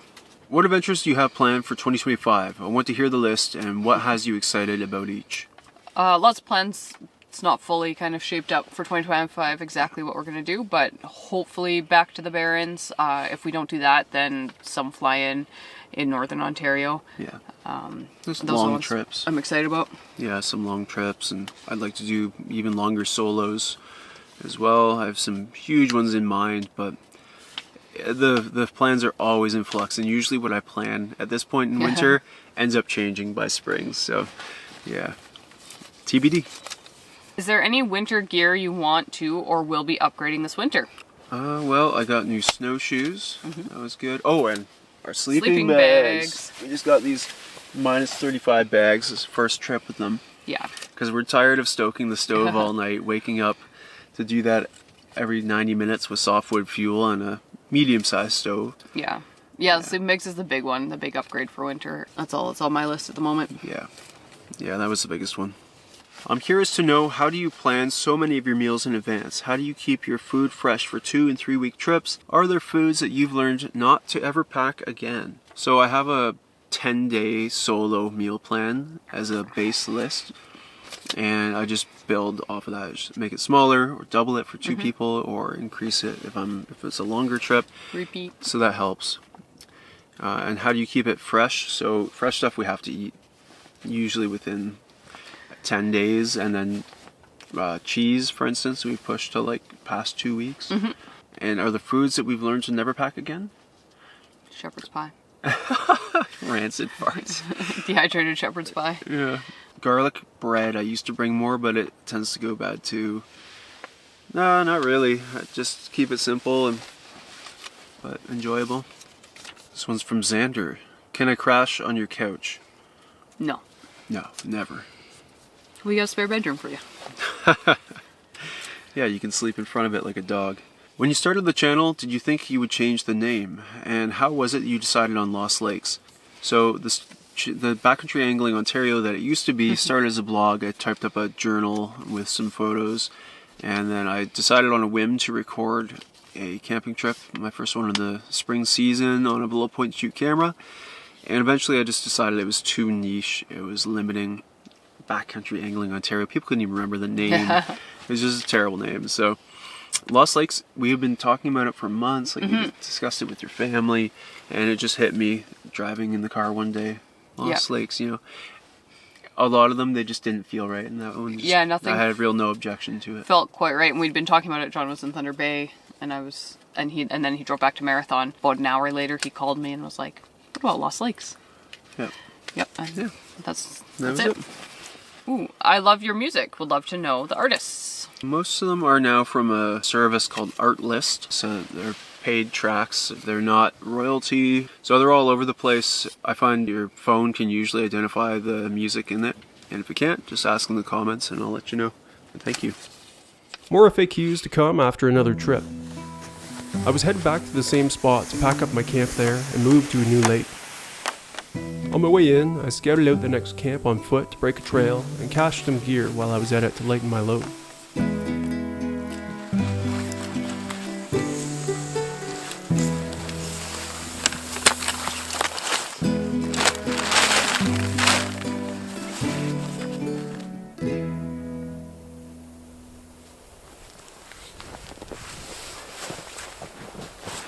Just got to my camp.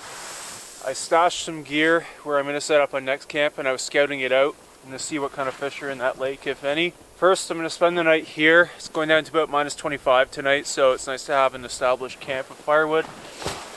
But while doing that, I went through a little creek and got a soaker in my boot.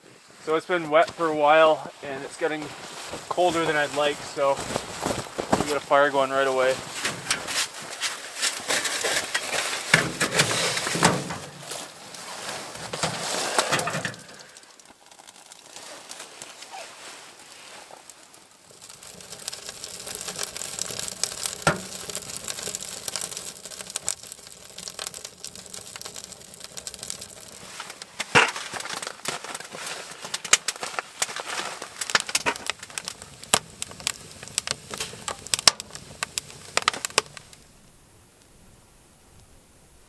Digging for some water here. I know there's a big layer of water and slush on this ice, and there's actually like a crack here where it's welling up.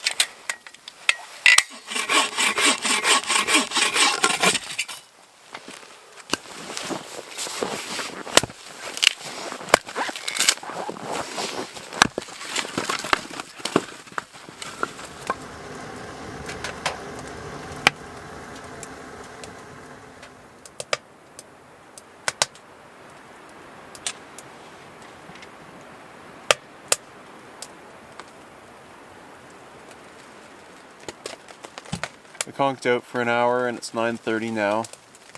Stepped outside, it's 25 below.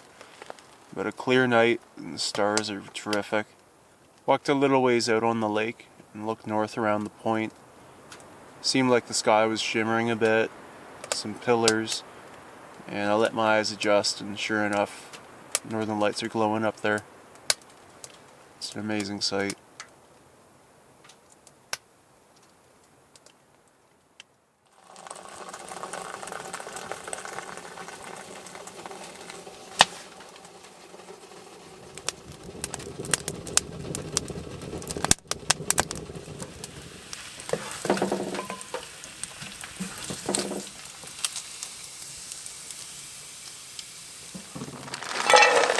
Fueling up with a good brekkie. It's gonna be a full day. Pack up this camp, move, set up another, process firewood, get ready for some snow that's coming, and hopefully ice fish this new lake tomorrow.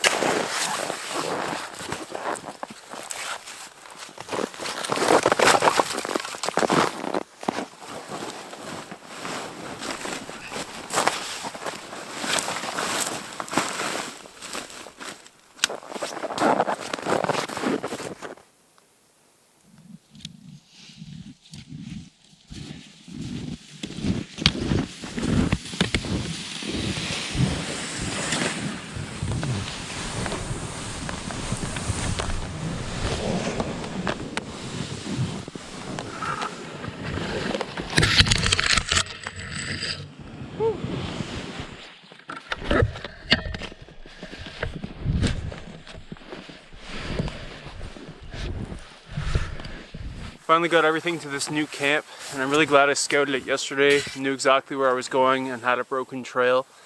That was huge because the snow is pretty deep back there. Just want to take care of this dead tree so it doesn't fall on me.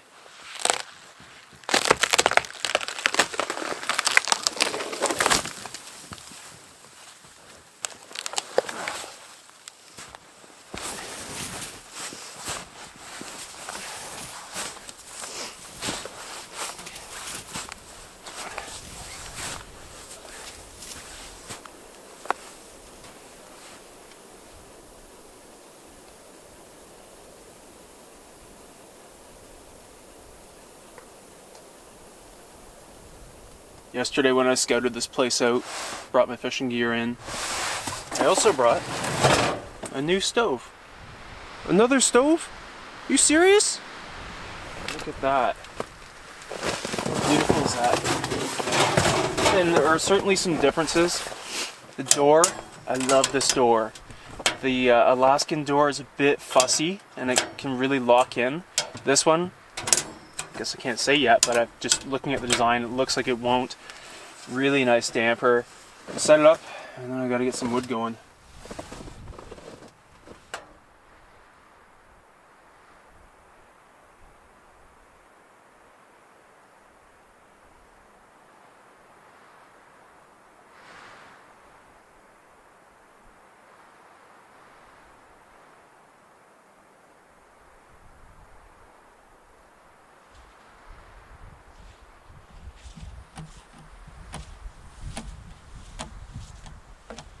On the hunt for firewood. I have enough for the evening, just trying to give myself a little cache. I can cold camp tonight. It's going to be pretty mild. I think -7 overnight. It's actually getting warmer into the night with this snowstorm blowing in tomorrow. And I think it's like, yeah, -7 and then up to 0 tomorrow. It hasn't been 0 for at least a month or two. Beautiful lake. I'm pretty excited about it. I hope it's not too shallow. I'll drill soon for water at least, and then see what the fishing's like tomorrow.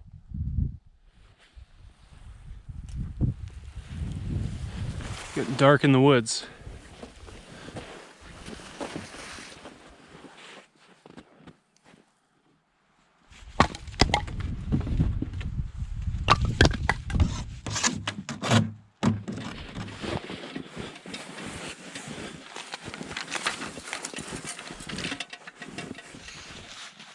Well, on satellite, this lake looks pretty shallow. So, let's hope I don't drill right into muck. If I hit a rock, then my blades are kaput, but I do have backups. Didn't hit bottom, so that's good. That's promising. I'm even more excited for tomorrow now. First burn. First burn. In the Woodlands XL. Yeah, baby.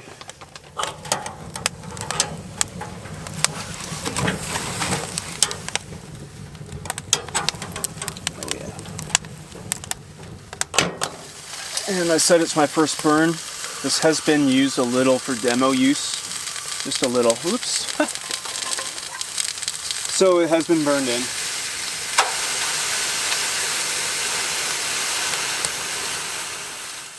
Doing barbecue pizza or barbecue calzones tonight. Red onion, bacon bits, green bell peppers, red bell peppers. It's going to be so good. I'm so hungry. Oh, and fresh garlic.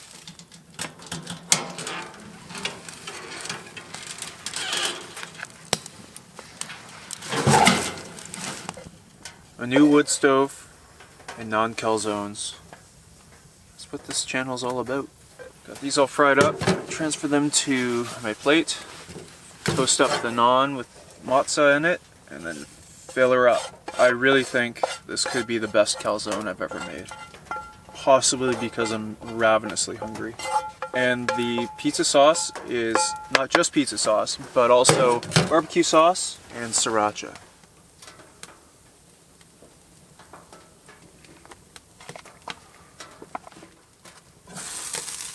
Oh, it's loaded. melting out.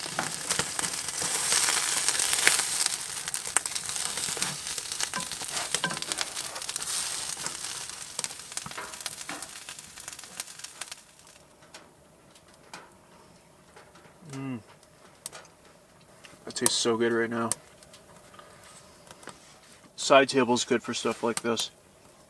Just keeping the second one warm. Have some snow in that little pot for rinsing dishes after.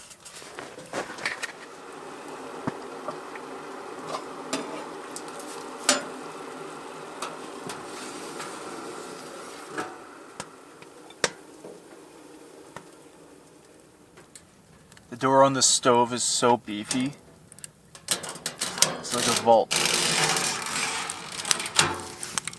And that's the treasure. The sparkling jewels. Alright, setting up the trail cam. And I pulled some lichen off some of my firewood. Rodent might come along, chew on that. Keep it out of the snow that's coming tonight though. Alright, see if anything turns up.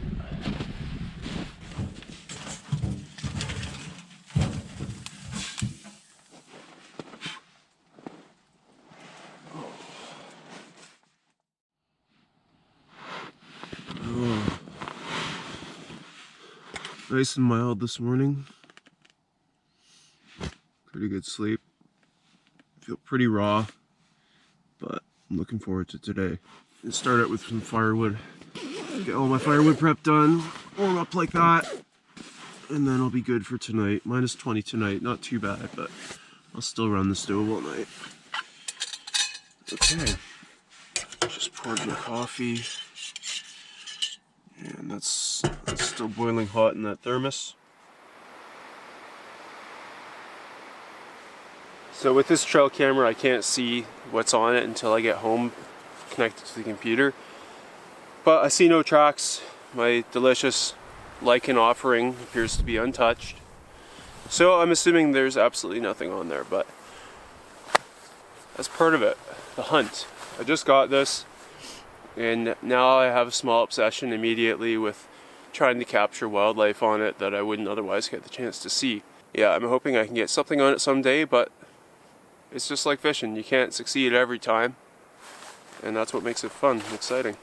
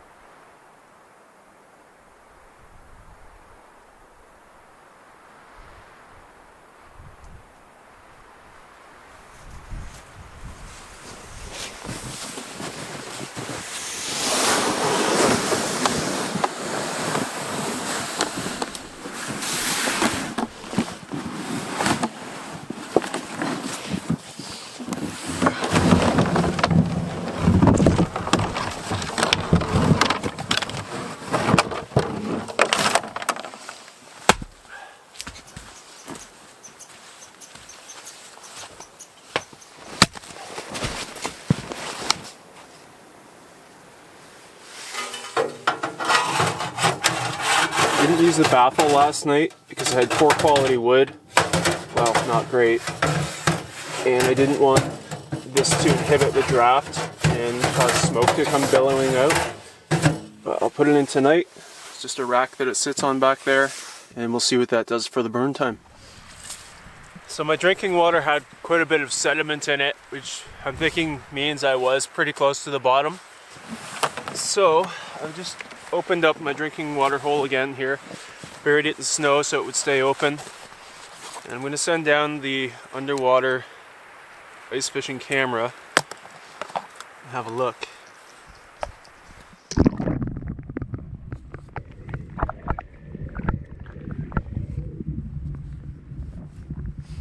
It's pretty dark down there on a cloudy day, so I got to turn on the infrared lights. What the heck is that? It looks like a cable or a rope or something. Like it's way too linear to be natural. That is bizarre. This is off the beaten path. There's no sign of anyone coming in here, no tracks, nothing cut. I'm sure people have been here in before, but like, why would this be left behind? Maybe it's a relic of when there was forestry in this, around this lake. I don't know. I'm gonna see if I can find anything deeper. On to the second hole.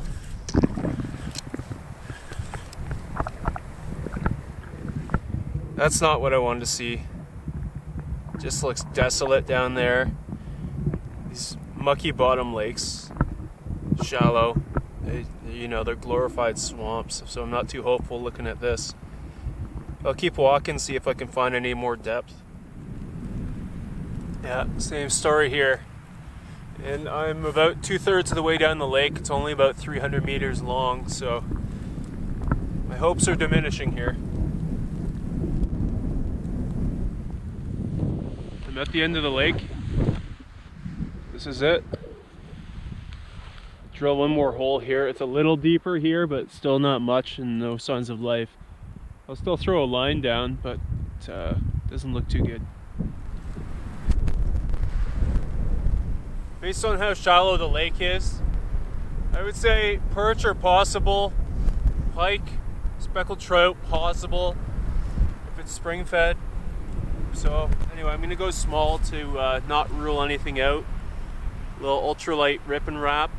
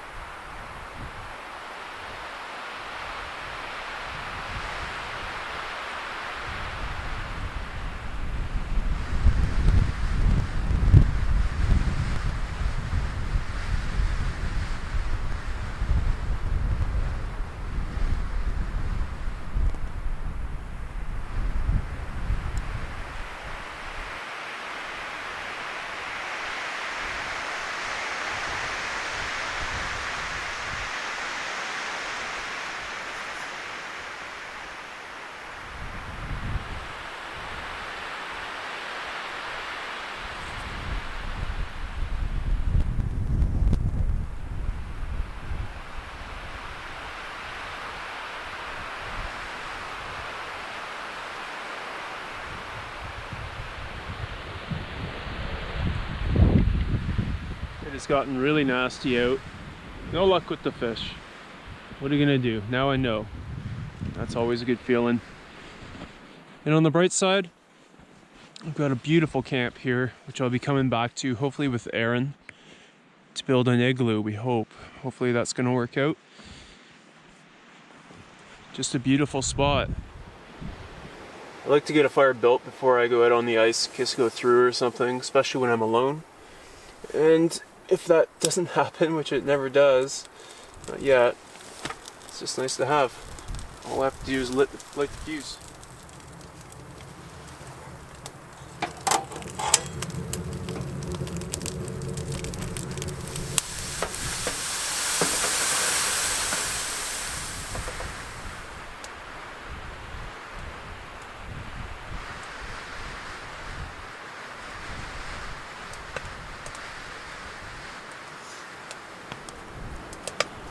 See how that baffle's working.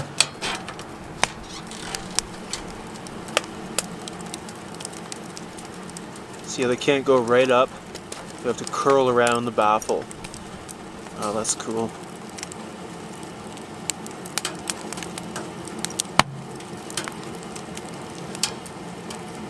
Super hot.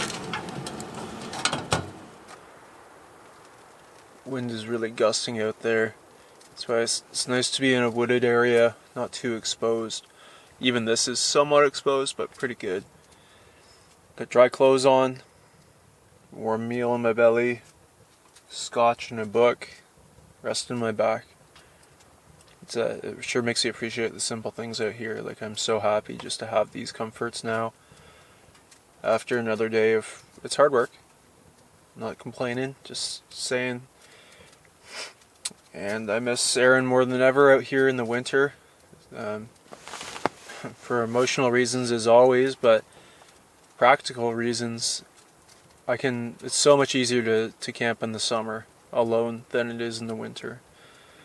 So, can't wait to have her out next time. It's too bad about the fishing, but really, it's all about exploring. Fishing is the cherry on top.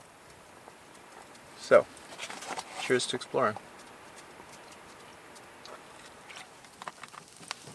Okay, I just put a big round in. It was almost ridiculous to be putting that in there unsplit, but I'll put in a couple splits with it and see how it goes. It's amazing that the stove fits it like quite easily.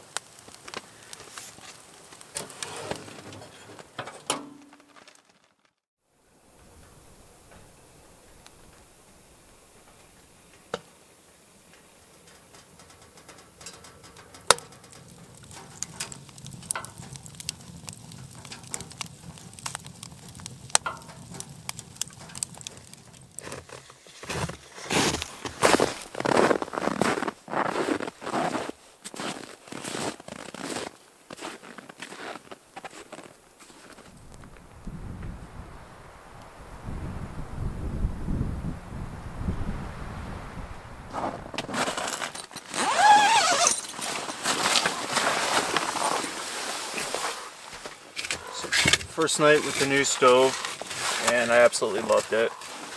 I knew I would. Opacity was very impressive, getting these big rounds in there, even bigger than this one. Can't wait to use it again. We've got a fair amount of firewood here for next time when I come back with Erin, and it's time to haul out. Got pretty tidied up in here, so we'll come back to a really nice camp.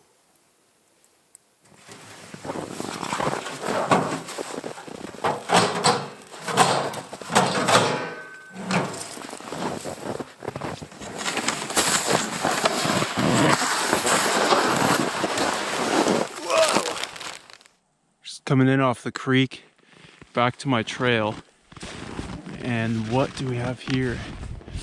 That is a pretty big print. Just here. If only I had my trail cam here. Looks like it went off, yeah, that way. That's amazing. The wind and snow yesterday and last night covered up any tracks, so these are very fresh. Either late last night or just this morning. The tracks continue here, and now I'm not sure if that could be lynx. I don't know, you tell me. It's pretty big. It's another one of the great things about winter is being able to see tracks.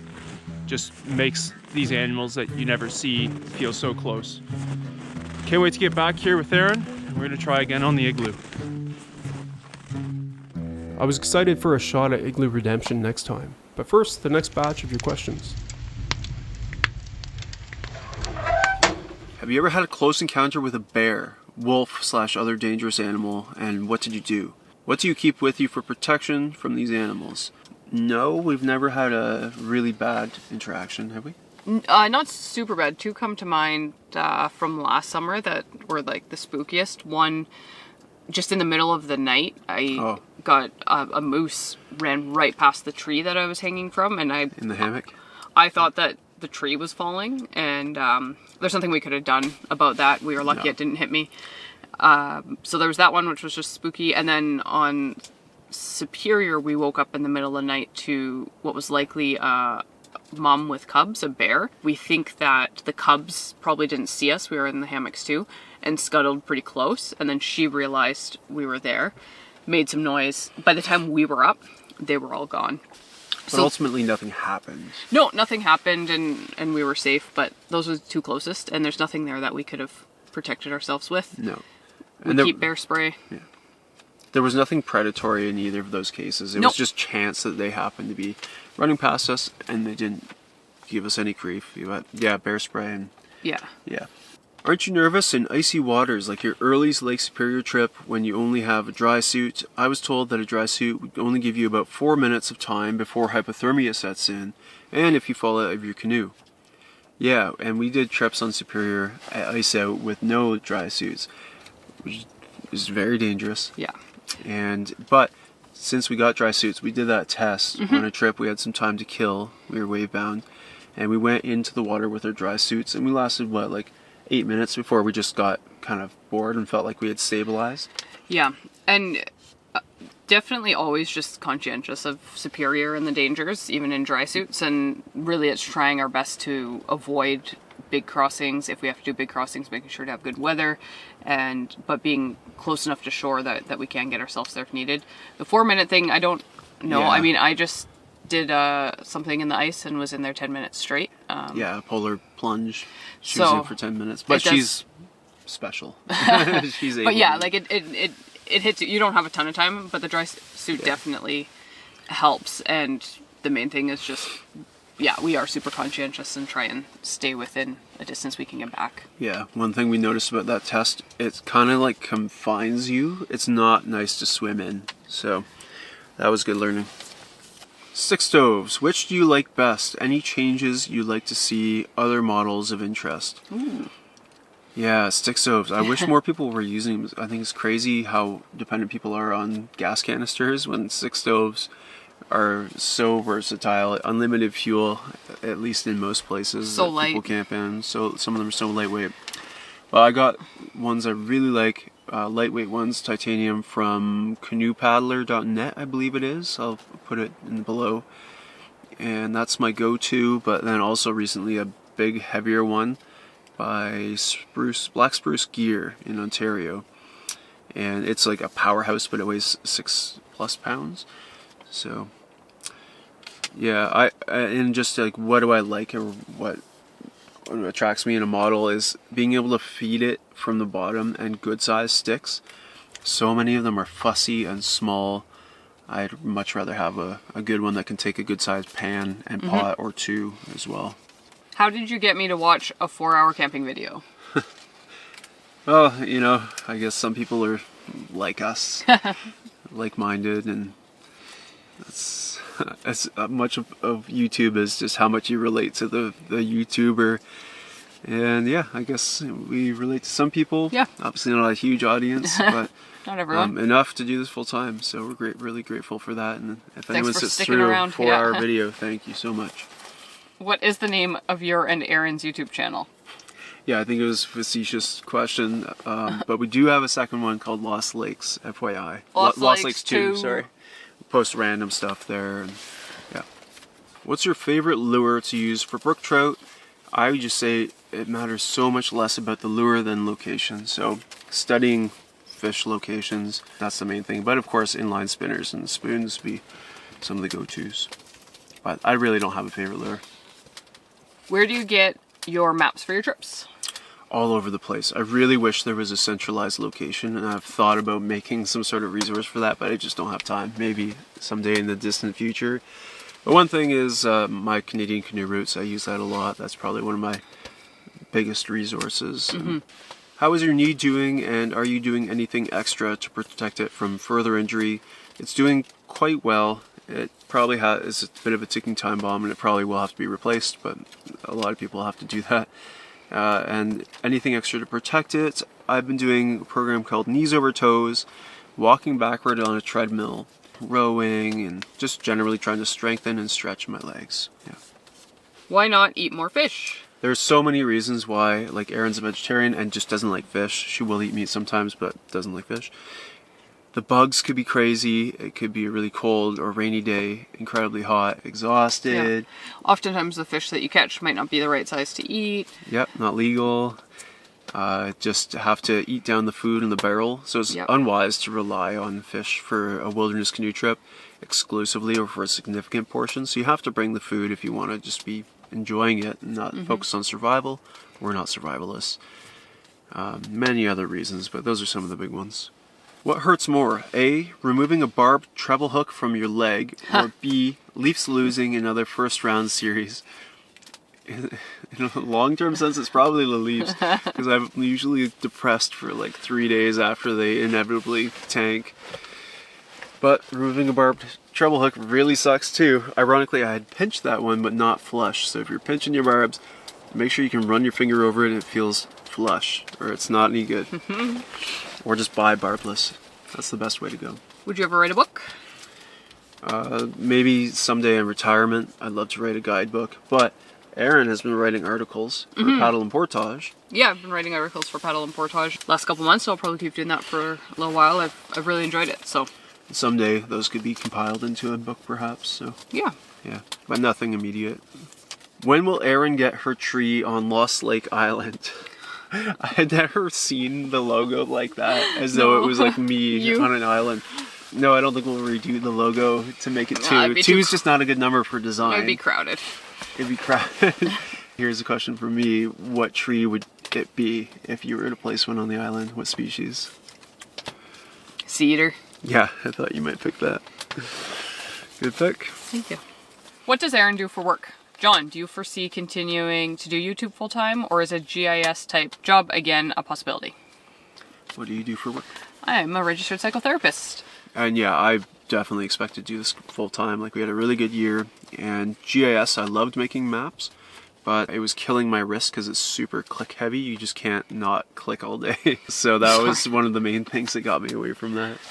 Where do you find your recipes that you use during your trips? Kevin Outdoors on YouTube. Some of you might know him as. He has a really good book called Backcountry Eats, full of recipes and all the information you would ever know want to know for dehydrating and all that. Yeah. That's my top recommendation. And we get asked to make like recipe videos all the time. Just have no passion for that. So. And check out his stuff if you're interested in that, because he makes great videos about it, and his cookbook is awesome. And I have that 10-day base meal plan that I'll put below as well if you just want to have that for reference. And I just build off of that, adjust it based on the trip. We'll pause on the questions there and get back to the next trip. About 10 days since my last visit, now into mid-February, Erin and I were headed out to enjoy my cozy little camp for Valentine's Day, and what was expected to be our coldest night in the bush yet.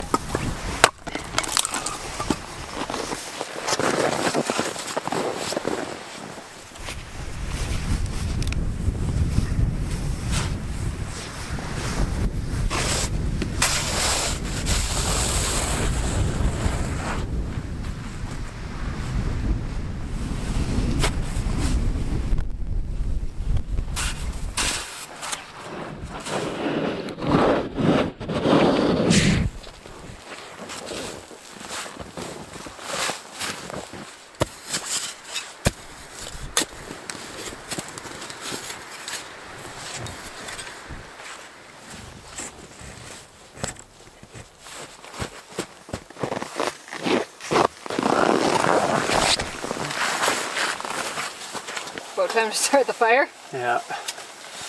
Erin's back finally, and I left us with 1 night of firewood last time I set up this camp, and we added, it should be enough for the rest of our stay here, 2 nights. Possibly we'll be sleeping elsewhere tomorrow night, but we'll see. All that matters now is lighting this stove. Yeah.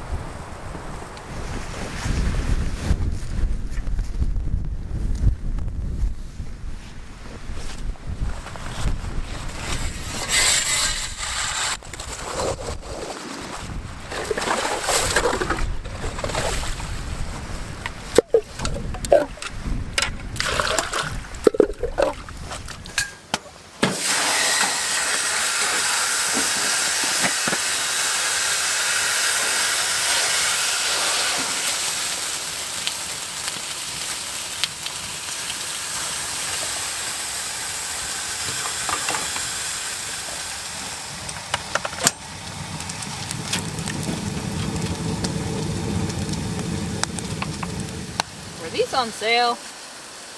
Yeah, Yeah. $2.99 a pound. Ooh. I was gonna say, you really went all out for this Valentine's Day weekend. Splurged on the asparagus. Yeah, it's Valentine's Day weekend, and it'll be the coldest that we have ever camped. Minus 34 tonight, minus 35 tonight, but with the wind chill tomorrow morning when we get up, it's supposed to be minus 41, which will be the coldest we've ever camped. Yes, that's cold. So, this is our Valentine's Day. This is what we want to do together. Probably seems like we didn't do that much today, but it was a full day. We're both gassed. As soon as dinner is in our bellies, we'll be laying down and probably falling asleep very quickly. Yeah, happily. today was even cold enough, even colder than most, where the cameras were acting up more than normal too. Like, it was so hard to film. Yeah, it was minus 20 out today. That's the high tomorrow as well. Nice in here now. Nice and warm and comfortable. Feels good.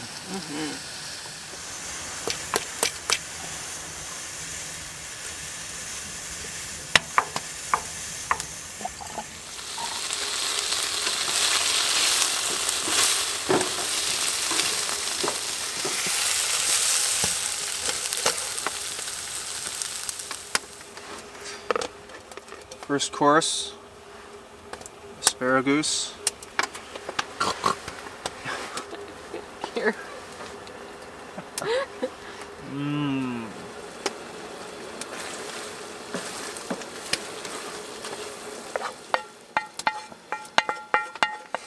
Alright. Look at that. Oh.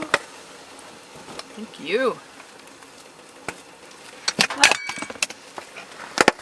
Oh man, that's so good. There's a little lichen on my spoon. I'm liking it. Firewood is such a luxury out here. Like there's no greater comfort out here in these temperatures, but it's hard earned. You leave the day with a sore back. And you can't wait to just lie down, but it feels good.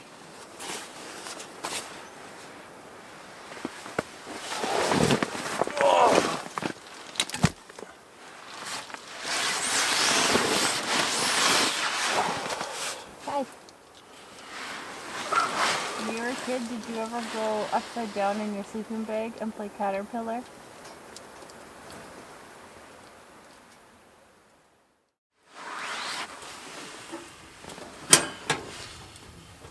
Time to get up. Also do today.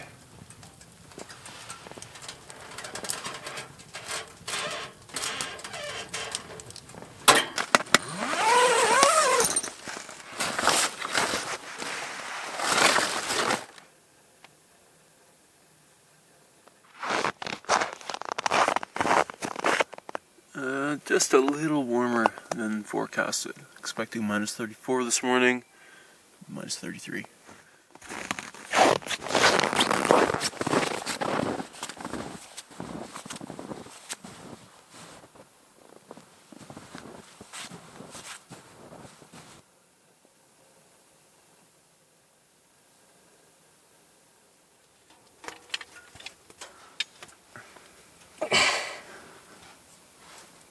I'm alive.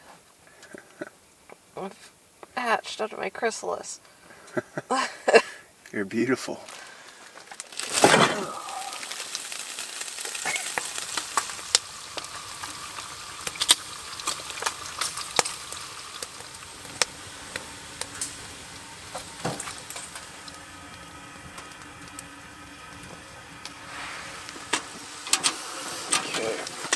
Coffee time with a splash of hot chocolate. Oh my goodness. Hash browns are cooking in the bacon grease. And we use little shims as plates for the bacon because the bacon's such a greasy mess out here. It's nice not to have to clean it off or anything. Just burn it. It's not frozen, but it's thick. It's the consistency of tomato paste. It's ketchup.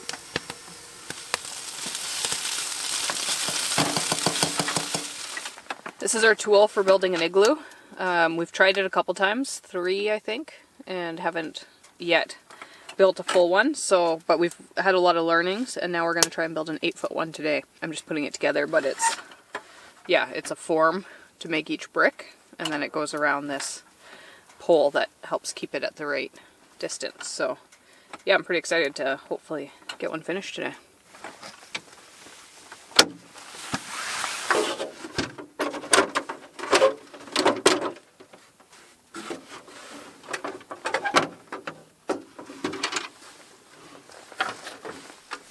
Well, it's time for the morning shower out here.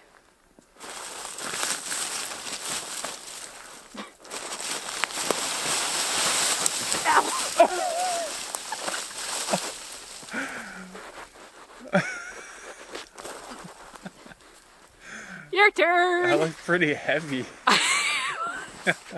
And then look how deep this is. It's not even the deepest.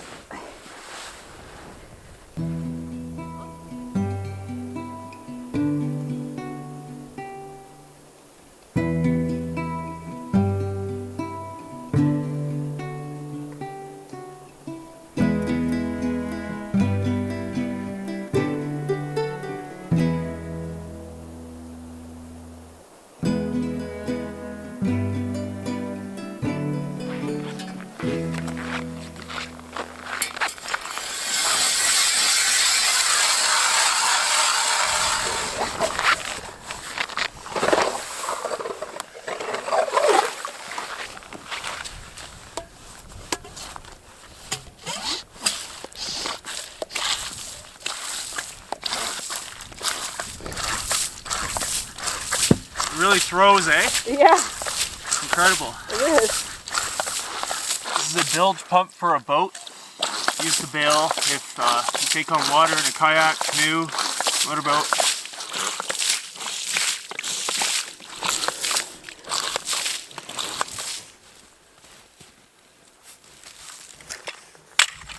And the other times we've tried to build the igloo, we didn't really have enough snow. They recommend at least 2 to 3 feet of snow just to have an abundance to use for building blocks in the form. And now we've got tons, no shortage, and we've chosen a nice open space here so we're not digging around trees and whatnot. Like just tons of snow. We could build 100 igloos on this lake, probably hundreds. Igloo Village. Igloo Village. We're just building our first row right now, and what we start with, the first 3 blocks, you slowly build up a ramp. So by the time we come around the first, as it goes into the second, third, whatever row, it ramps up. And that's how it continues to go up nice and smoothly. Erin used to pour concrete. Forms are my jam. When she was young, so. When I was just a kid. Yeah. For 6 years. Okay, minute. So the first row has to be angled very precisely. There are these black lines here. Well, we drew a black permanent marker on them to make them more obvious, but those have to be straight up, square to floor. Otherwise the angles won't work out.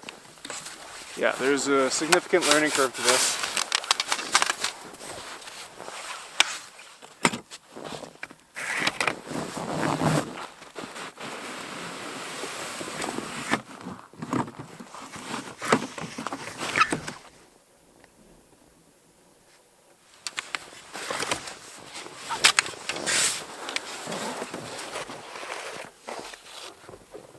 hon. Yeah?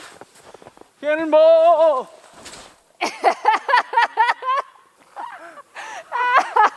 That made It me was fun. very happy. Sun dogs are shaping up there around the sun. Happens when sunlight hits ice crystals in the atmosphere, I think. It tends to happen on these clear, cold days.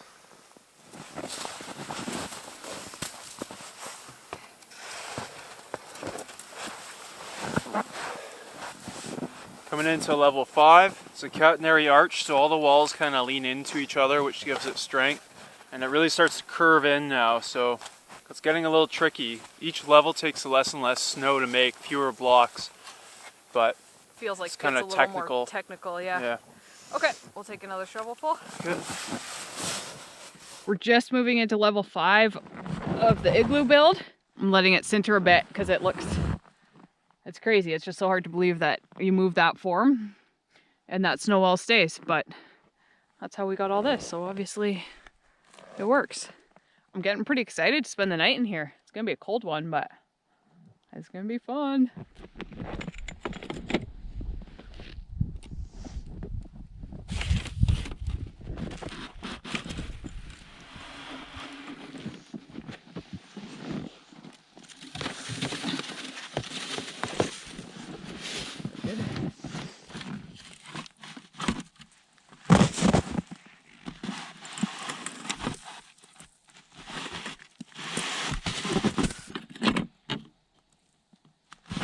Oh, that didn't go well.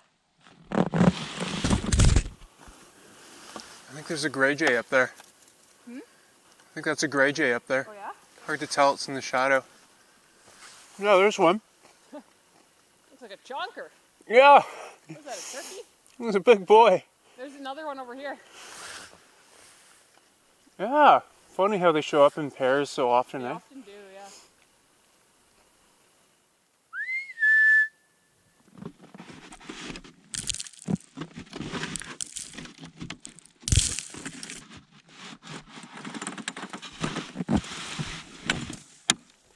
It's getting pretty tricky up here. Just about ready to take off the back of the form and then I'll pack it from the outside, but they are at such an angle right now. Come on.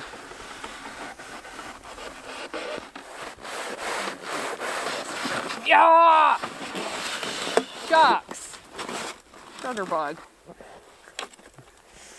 Oh, I'm so frustrated with myself. tempted to just throw some sticks over the top of this and pile snow on it.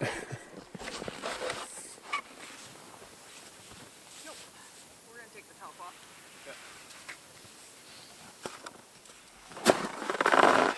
We're losing daylight, kind of running out of time, and it's just extremely difficult at the top because the blocks are getting close to horizontal. And yeah, I've been stuck here for probably 45 minutes an hour, and it's wearing away the actual wall to build on too in the angle. Yeah, it's just getting worse. So, The dream is dead. But we're gonna enjoy the satisfaction of tunneling out and looking at what we tried to build all day. I'm so frustrated. I want to stay in so bad. We're not the best at snow shelters. Let's just leave it at that, but we try. We didn't fail, we just made an open concept igloo with a skylight. Alright, let's tunnel you out. I'm very discouraged. I was actually really looking forward to spending the night in here. It is what it is. It's a learning curve. You can see that we've given it a good effort today, so I thought I'd give you a quick kind of look at what it's like inside. I haven't tunneled out yet, so I've got to dig myself a way out. We'll do that and I guess go get a fire going and have some dinner in the hot tent. Hey! I got it.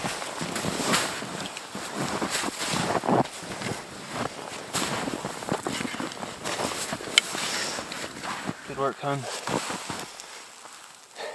A+ effort. B-. Ugh. So sad. Despondent. I'm sleeping in a hot tent. Oh, look how close it is! I know, and look how beautiful the sun is, though. What a day.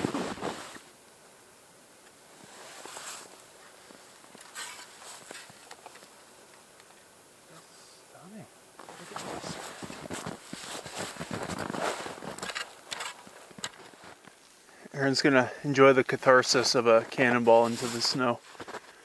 Nothing soothes the soul better. Okay, you ready?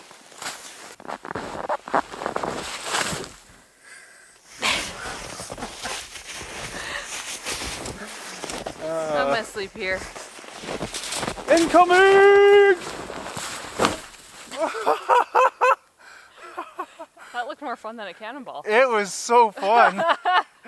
I felt so cushioned. I could just fall asleep. Yeah. And look at this view. That was a great day. I don't care how our goals panned out. Also, the skating rink, the ice was way better before we flooded it. Now it's covered in hoarfrost. Oh.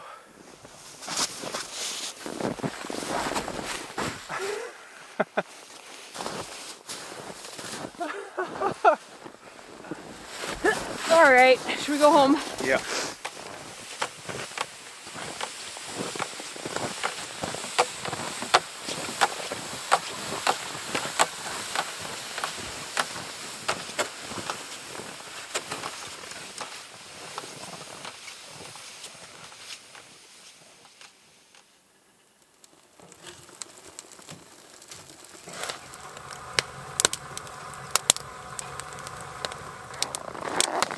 Feel grimy. Yeah. Yeah.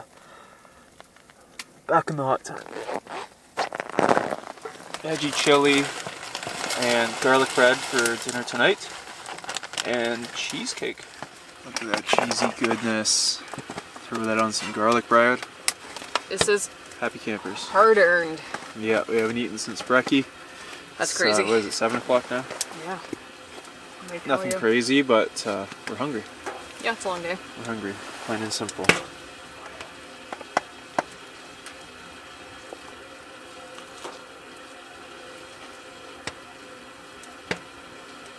Much needed. Cool. Yes, please.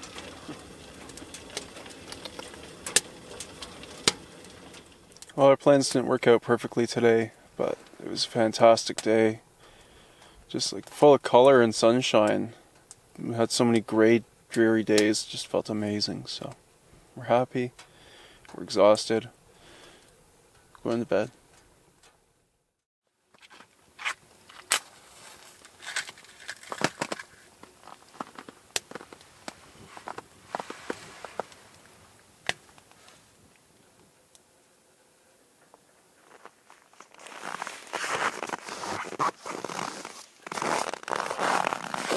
.36 below. That's chilly. Temp gun says negative 39. And in Fahrenheit, that will be the same. It's that point where they cross over. Negative 40 degrees Celsius. Fahrenheit and Celsius are the same. Beautiful, clear, cold morning.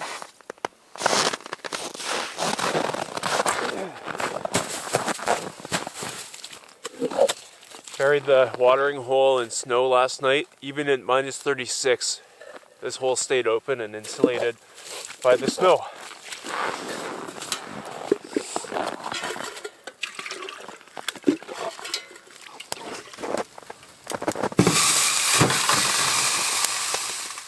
I love opening the door on the stove. It's just like a vault. One of my very favorite outdoorsy songs is Spanish River by Dave Hadfield. And a couple of the lines in it go, "It's early in the morning, my tent is frosted silver. I light the stove and watch the firelight make the crystals glitter." And I just love those lines. I just love looking at these crystals. Coffee time. There you go. Thank you. Oh my goodness.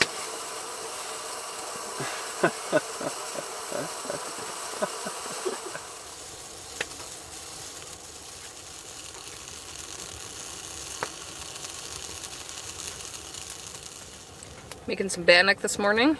It's just basic bannock with a little bit of cinnamon, and then we brought some jam to put on it.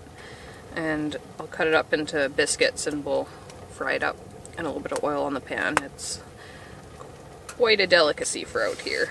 It's one of my favorites. A bit messy to make, but worth it. This one's for you, hun. Oh.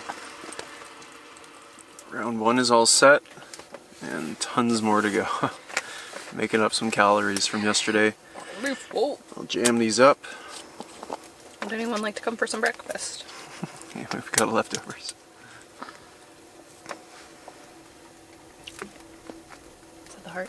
Mm-hmm. Oh. Share.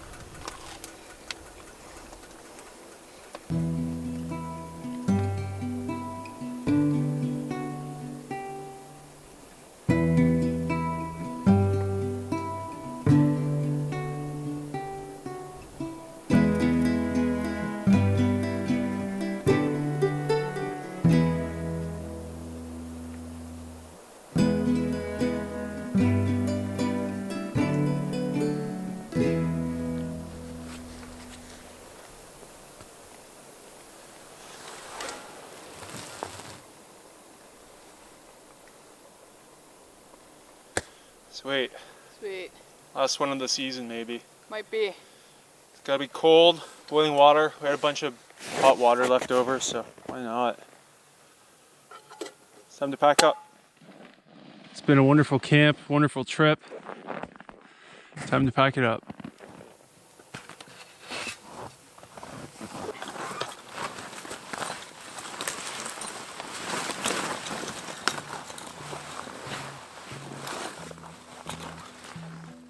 Valentine's Day weekend in our cotton house in the blowing snow with brutally cold temperatures and 3 straight days of physical labor. You can see why I had to get a ring on her finger back in the summer. Errands aren't easy to find. The next trip would be a bit bigger, so I took a couple of weeks at home to rest and wait for a suitable forecast. But now it's time for another round of your questions.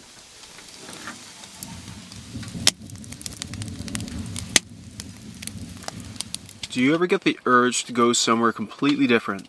The Australian outback, for example. Yeah, definitely. Like, yeah, of course.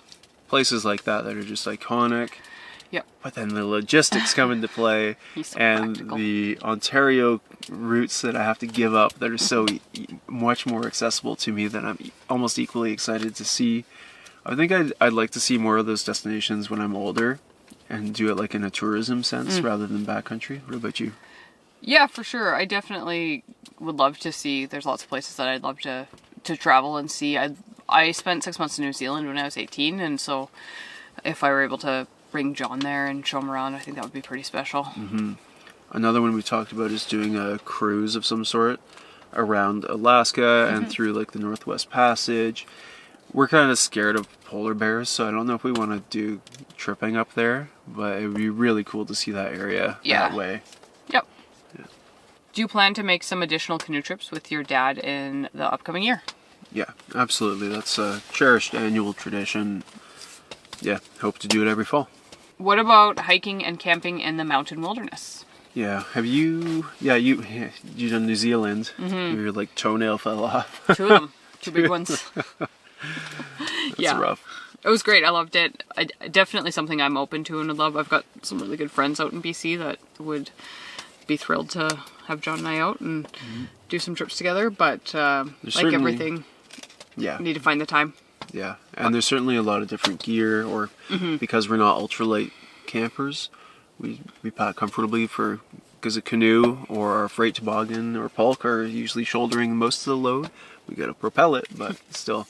So no, it's a different ball game, and I personally just love lakes so much that's where I want to be. Do you enjoy yourself out there now, or has it become a job? Do you still love being outside? Yes. Yes. Absolutely love it and feel blessed to be doing this. There's the odd thing that feels like a bit of a job, but I feel like it's important. Like filming the food, often I don't want to do, I just want to eat. But not too much else that No, for the most part, enjoy. Just love being out here. Yeah, I don't like doing anything scripted, like even doing voiceover at home. Often I'll open a video with voiceover so I don't have to be preoccupied with saying something at the start of the trip. I just want to roll into it and enjoy it. I don't really enjoy any of that, but I realize it's important to the video to set the table, sort of. So But when it comes to the actual trips and camping, I still love it. Yeah. Could you share your dehydrated black bean burrito recipe? That's actually just a store or Amazon. It comes in a big tub. It's like $50, which seems like a lot, but you can get quite a few servings out of it. So I'll put that below. Yeah, it's great. Yeah, we love it. What's your favorite scotch? My favorite, like, go-to one is Islay Mist. It's just a cheap blend, but it's nice and peaty.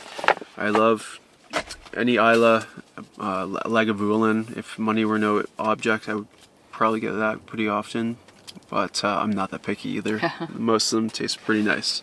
Who's flying the drone when you're solo? Gotten that one many times. So the drones, almost probably any drone these days, has programmable modes. You can send it to go back and away from a selected subject, which it'll track.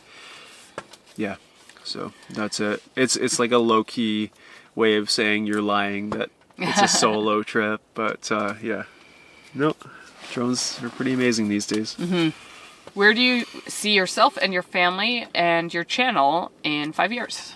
Not that much different, really. Hopefully still just doing what we love, doing the same stuff. Maybe we'll be doing some sailing or... Yeah, that too. You know, other adventures. But, I mean, our stuff's just always doing what we enjoy. So, wherever that takes us. Yeah.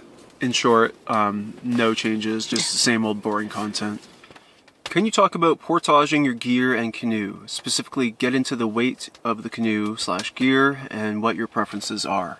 Our canoes weigh between, I think all of them are between 50 and 65 pounds. So none of them are ultralight, none of them are absolute like fiberglass pigs either. Gear, I think on average, probably each of our packs is anywhere from like 40 to 60 pounds. We weighed it for the flight to Nunavut, and how much was it? Like 350 pounds all in? Yeah, I don't remember exactly, but I remember but my we packed fairly heavily. Yeah. Yeah, we had no portages on that trip, so actually. But I'd say 50 easily our packs weigh. Yeah. Food barrel more than that at the beginning of trips. A long trip, yeah. So all in, over 200 pounds essentially for everything. Fishing gear, filming gear too. That weighs a fair amount. What is your favorite fish to eat? I like lake trout. Yeah, okay. I'm not a big fish person, but when we have fresh lake trout, that's one that I enjoy. Yeah, she'll try to have a couple bites before she gets grossed out. But she tries. Yeah, I love lake trout too, actually. Brook trout's delicious. Of course, walleye and pike. Those are the ones I most commonly eat, the ones I most commonly catch. But tiny perch fried up are fantastic too. Smelt, like there's so many good fish. But lake trout is a reliable, delicious catch that I really enjoy. Ooh. What's your favorite wild animal? It's so tough. I feel like the default answer is almost like wolf or lynx. I like caribou. Yeah? Is that your favorite animal now? I mean, I like them a lot. I'll throw out otters. I'm not sure if they're my favorite, but they're up there. They're so playful and excited and curious. Yeah, they're really fun to watch. But often my favorite animal is the one I'm most excited to see. We're dying to see a muskox. And what else? My favorite animal is the animal that is in front of me. Whichever one I'm looking at. Yeah. Goodness. But yeah, I do love caribou. They're always fun. Yeah, every wildlife setting, from like the most common birds that we see, we always enjoy. Yep. Yeah, it's just fun to see them. Have you lost your passion for fishing? No, it's a good question. I'm not addicted anymore. I used to live for fishing, and I based the trips around it. It was the first priority, basically, in planning a trip. Now, maybe because I've been so spoiled with fishing time, I'm not craving it as much because it's so available to me. There are times I really want to fish, and other times where I just couldn't care less, to be honest. And I just try to respond to those feelings and not force it. But you don't have much desire to fish anymore, right? No, I've lost... Yeah, I'm not... I struggle a bit ethically with the need to fish if I'm not going to be eating them. Obviously, it's fun to see them and catch them, but to pull something out of the water by its lip just to do that is... I just don't have much of a need for it anymore. Yeah, I totally get that. And that's another part of why we're fishing, is to share good handling practices. I know some people are going to roll their eyes at that, but it actually means a hell of a lot to me, and it's my goal with sort of the channel in my life is to do something meaningful for nature, and I hope I can raise the bar a little bit for fish handling, especially going barbless. Like that's a huge one. Yeah. So, yeah. We'll stop there, but there are tons more questions we don't have time for in this episode. Stay tuned for those on our Lost Lakes 2 channel, and now let's get back to tripping. This was my first winter doing much more than weekend camping trips. When I had a regular job with limited vacation, I saved it all for canoe tripping, and never got to experience what it would be like to spend a week alone out in the snow and cold. On the next trip, I hope to change that, and also that a new sled might make it easier to haul in this huge load solo, especially in the deep snow of March.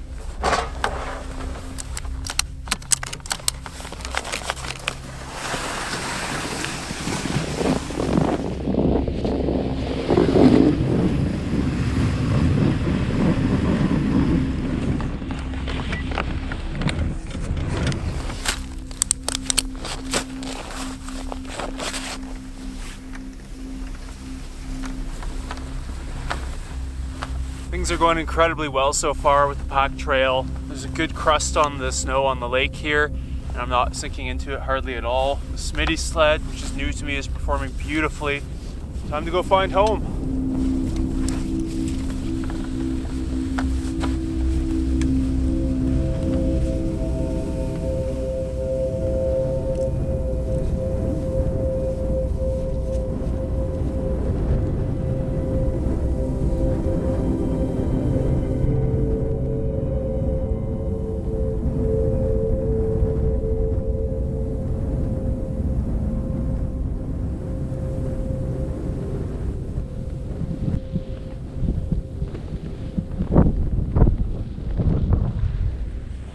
The first option that has kind of called out to me. Part of the challenge here is finding something that's actually reasonably open. It can just be so thick around here, but there's a big blizzard coming in tomorrow, coming in from the east and then from the north. I'd be well sheltered from that here, but if I set up right here, I'd be completely exposed to the prevailing west wind and south winds, which isn't ideal. This is going to be home here. Beautiful spot right here. It's a big rock back there. Lots of dead firewood standing in the back, so this is perfect. First step is to get the tent pad level, relatively.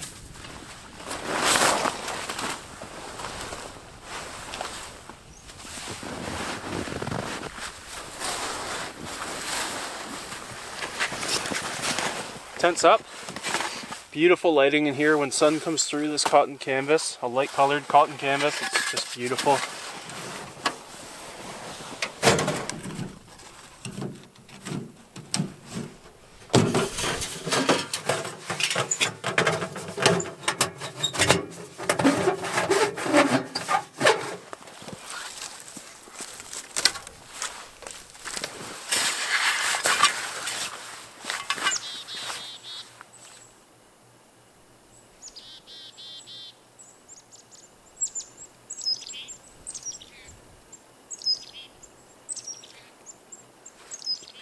Couple of dead trees here, looking for firewood for the night, and any more I can do for future nights is always good. There's a lot of firewood just on the shoreline that's dead, standing, mostly cedar, which won't burn long, but it'll burn. But it's considered bad etiquette to take trees along the shoreline. It just ruins the aesthetics, so try to come back a little into the woods at least. This one is full of woodpecker holes, so it's probably been bug infested and not the best quality. Yeah, this one looks a lot nicer.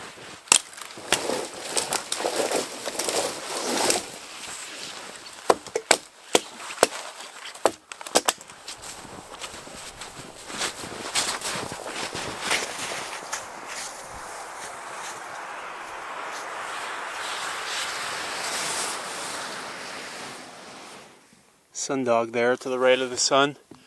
The left will have one too, but it's behind the clouds. Hopefully good omen for the trip.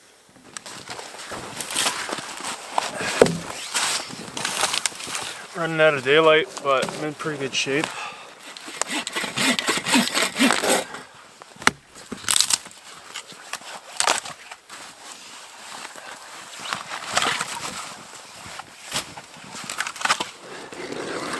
Ice is pretty deep at this time of year, late winter. Hopefully my auger reaches. There.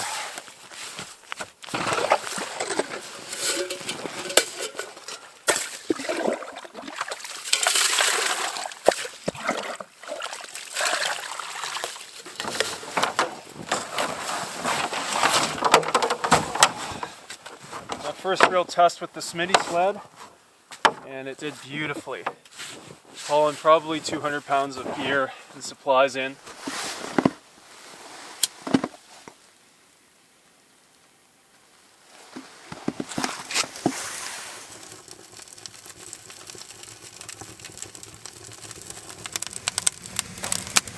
feels really nice.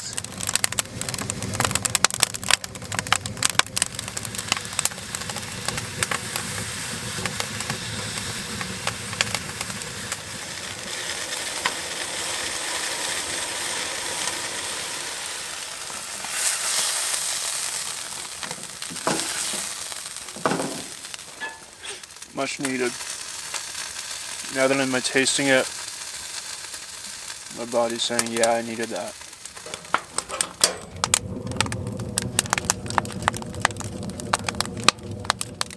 Got my dry sleeping clothes on, and I'm totally spent.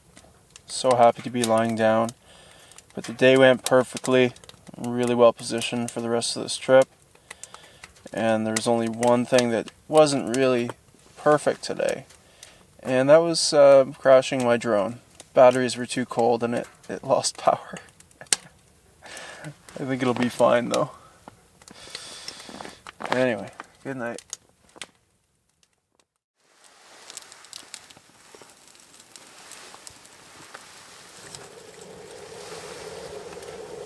Still got hot water in here for coffee, getting more going for the day. I wasn't really planning on starting the fire this morning. I was just going to get going, but it felt pretty cold, so the snow has already begun. I need to do more firewood prep today. Hopefully today I can really give myself a head start for firewood on the rest of the trip. As you can see, I think I got a little too much sun yesterday. I did put sunscreen on in the morning, but it feels good. First sunburn of 2022. For coffee, I've got powdered milk and sugar, and I'm going to do rehydrated veggie chili.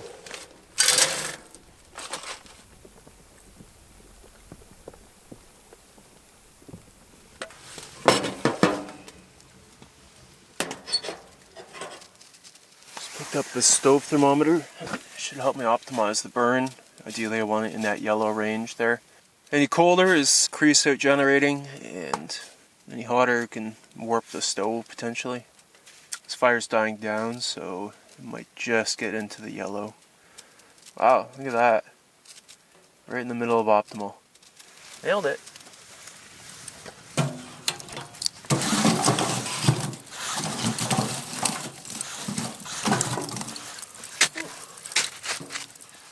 If you're wondering where I am, I'm in Northern Ontario, Canada, halfway between Terrace Bay and Geraldton.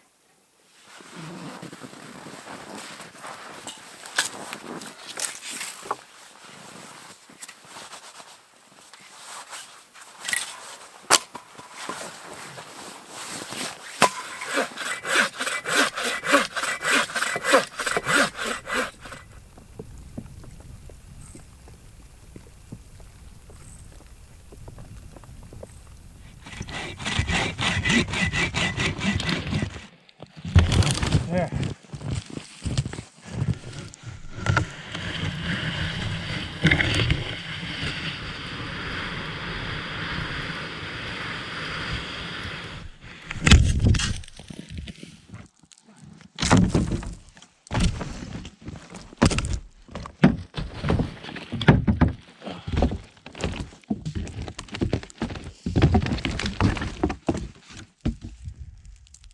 Can't see the shoreline over there, and that's one reason why today is a good firewood day. I didn't want to go traveling. Most of the lakes I want to go to are about 5 kilometers away, 3 to 5 kilometers, and it would be pretty hard to navigate, especially once my tracks get snowed over. All the other days I should, worst case, be able to follow my own tracks back, but the wind hasn't even picked up today yet. Once it does, it'll blow all the tracks over so quickly. So chipping away here, and it's gonna pay dividends the rest of the trip. Got my firewood. I gotta process it still, but that's a big step right there.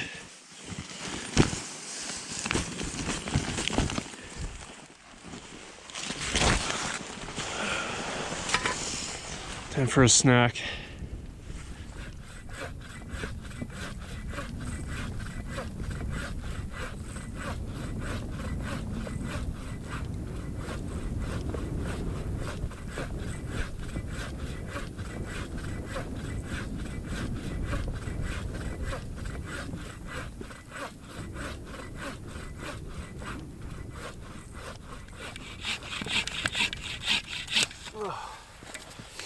That's it. Final cut. That just became a mission. Like, I couldn't stop because it was addictive to have the security of a huge wood pile, but also because it's too cold. Well, I'm soaked from sweat and melted snow, mostly melted snow actually. And when I stop, I get cold really fast. So now that I'm done, I'm gonna make a few splits, leave the majority of the splitting for another day. That's the easy part. Hard part's done. And get a fire going and a well-deserved meal.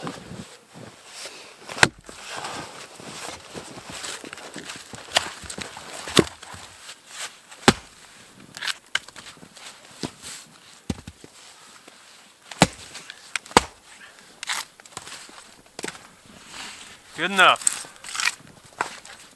How's the day's work?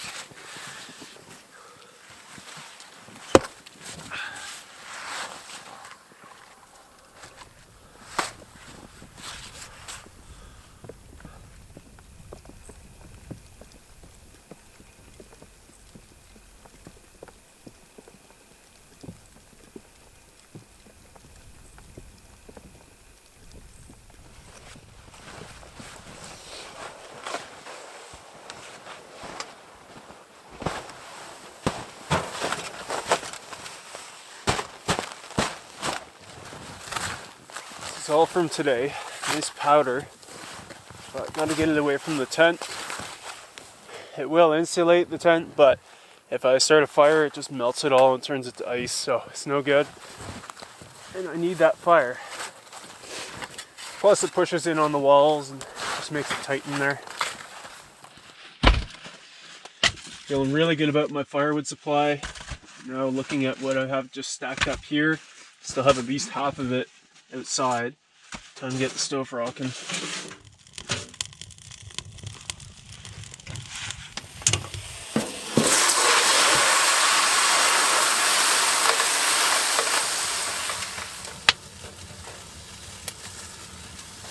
Oh, this feels good. Got water. I'll have dinner on soon as some water's boiling. And got some of my wet clothes off. I'll change the bottom soon. Last night I couldn't even have any scotch, so tonight I feel up to a swig of scotch, so making progress. This is Isla Mist. It's a blend, which means it's a lot cheaper than single malts, which I love, but for the money, this is my choice. Seems like a good night to dive into the hot chocolate rations.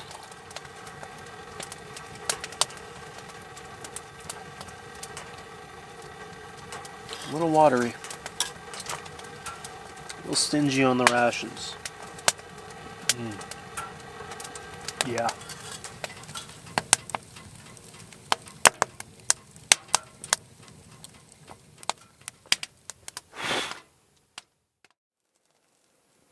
Getting her started today. Thankfully it's only -10 out, so it wasn't too bad to be out here right now before the fire, but the fire will be very welcome. Main reason I'm making it is actually to keep drying my clothes. They're still like frozen, and I could put them on, but that's going to make for a long day, and I don't want to wear my only dry clothes out today on the ice, so just got to play it safe.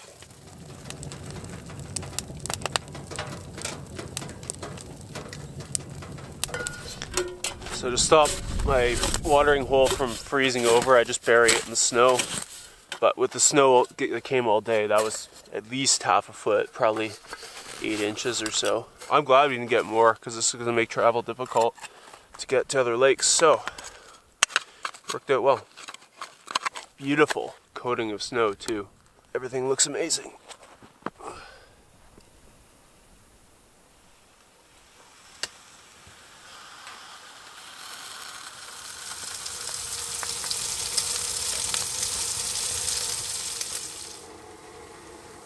I use pieces of wood to handle the bacon just because it cuts down on greasy dishes, and the wood's clean, nothing wrong with it.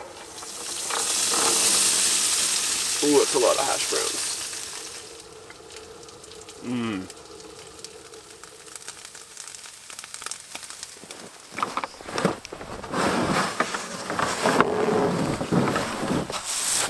Finally time for fishing.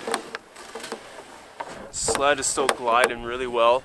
I sprayed silicone on the skis on the bottom. I didn't have any wax, and it seems to be working pretty well.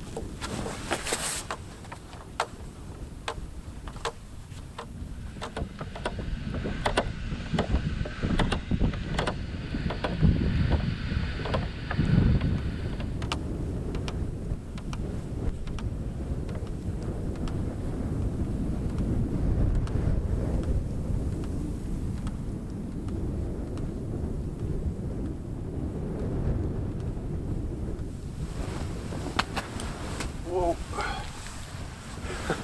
Steady. Steady, girl.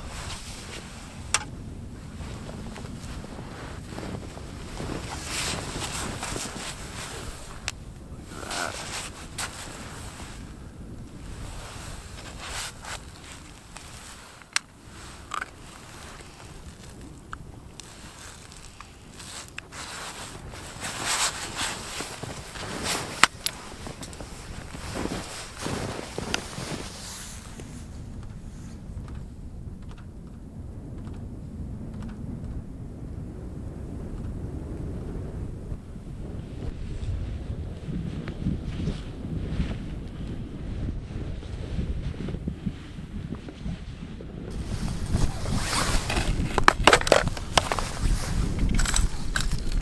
This is a pike and walleye lake. It's supposed to be anyway. Start off with this little lipless crankbait. I have the historical bathymetry survey for this lake, and it bottoms out at 105 feet deep at the north end. The cliffs here seem like a decent spot to me, but really I just wanted to check them out after looking at them for 2 days. I've never fished this area, never been to these lakes, but there's a resource in Ontario that lists what fish species are in what lake, at least for a fraction of the 250,000 lakes in Ontario. And yeah, it said pike and walleye for this one. Setting the underwater camera down.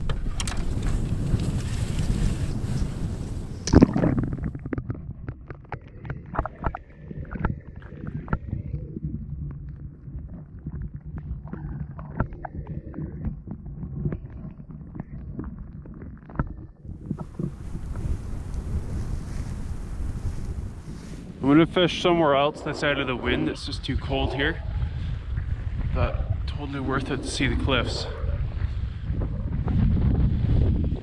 Look at the snow on these boulders.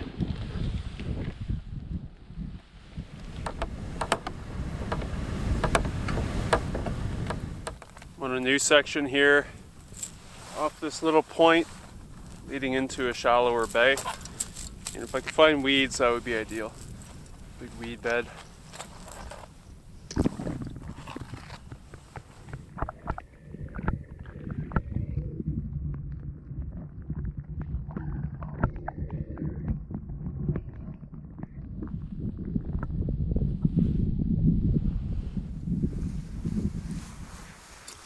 Well, I'm calling it. I'll try again tomorrow.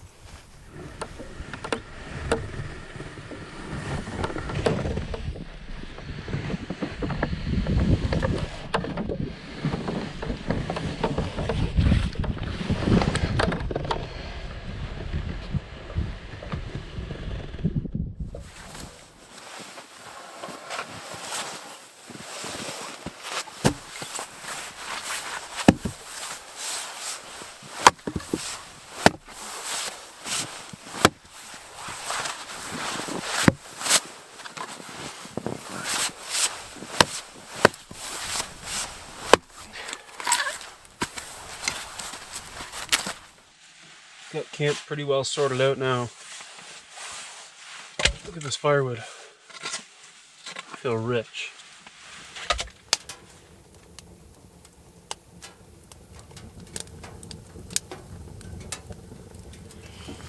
Travel was a lot tougher today with the snow.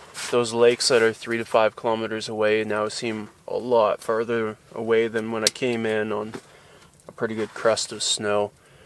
But more importantly, trotting through snowshoes with snowshoes on through that snow all day, it aggravated whatever tendon or muscle runs up the top of the foot, up to the shin.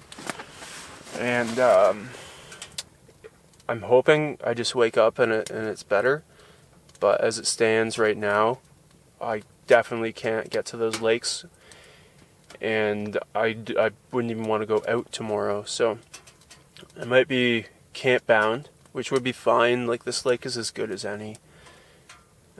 I could fish here more, but yeah. Anyway, who knows what's going to happen. Stay positive and hopefully wake up tomorrow feeling good.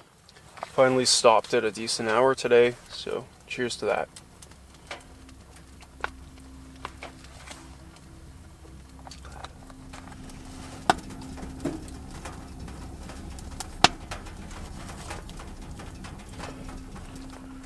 Erin and I love Tolkien, including The Hobbit, and one of our favorite chapters is when Gollum and Bilbo riddle each other.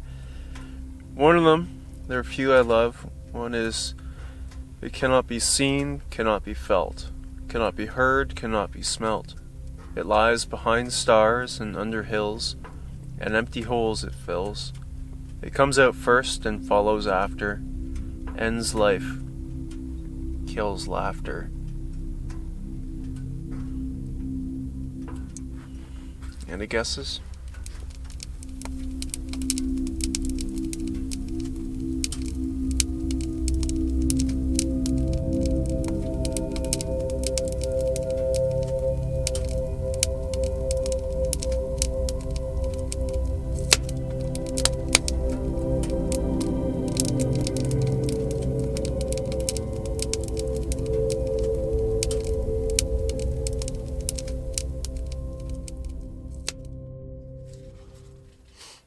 Now my third attempt at filming this.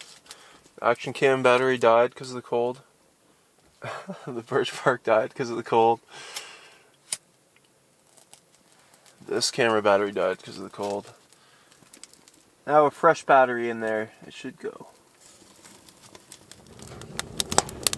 Call the door to the stove, the vault.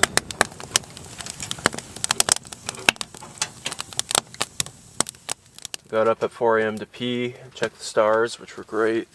It was minus 16 at that point, and I was feeling a bit chilly. Not too bad, but again, the face being exposed.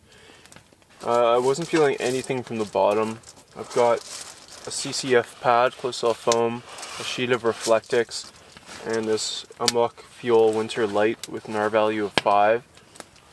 Absolutely no heat loss from the bottom, I'm sure. Like, you know, I was just very comfortable from the bottom. Overall pretty good, but that minus 24 night, yeah, if that pans out, I'll be running the stove for sure.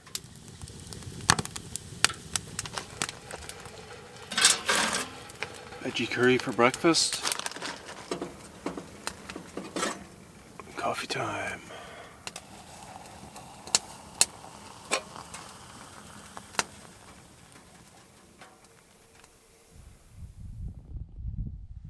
Gorgeous bluebird day. Getting packed up to leave and start fishing. And I noticed some snowshoe hare tracks right past camp.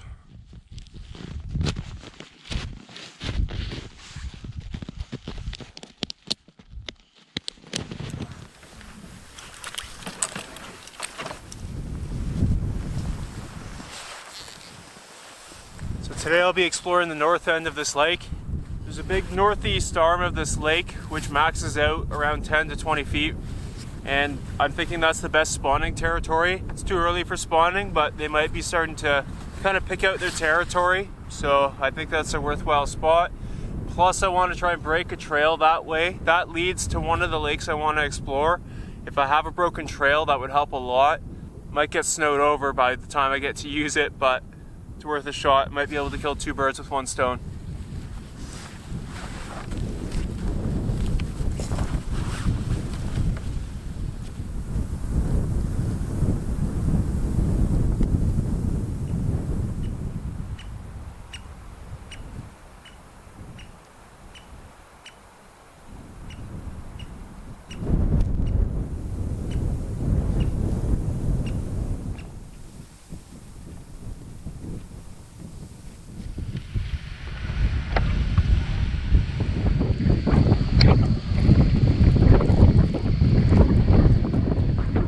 Arrived at where I want to start fishing. Came about 2 kilometers up the lake. This is the northwest bay. That's long and deep. Northeast bay, short and shallow. And then here's an island kind of at the junction of all the bays or arms of the lake. Seems like a pretty good place to start. The wind is ripping. It's north wind.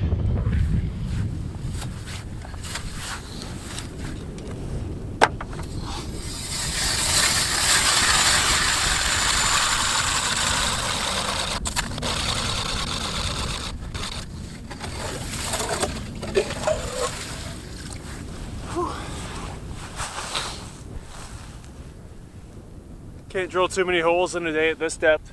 It's good solid dry ice here at least. Yesterday I was getting into a lot of slush, which makes it so much harder to drill.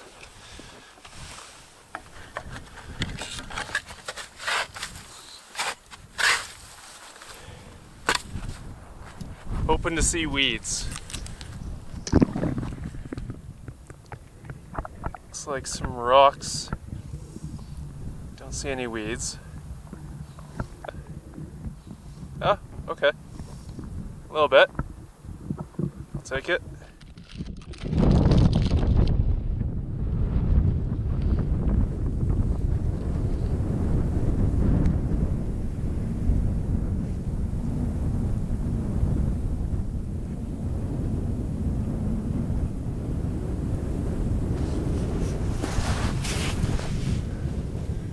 This little guy just swam up the hole.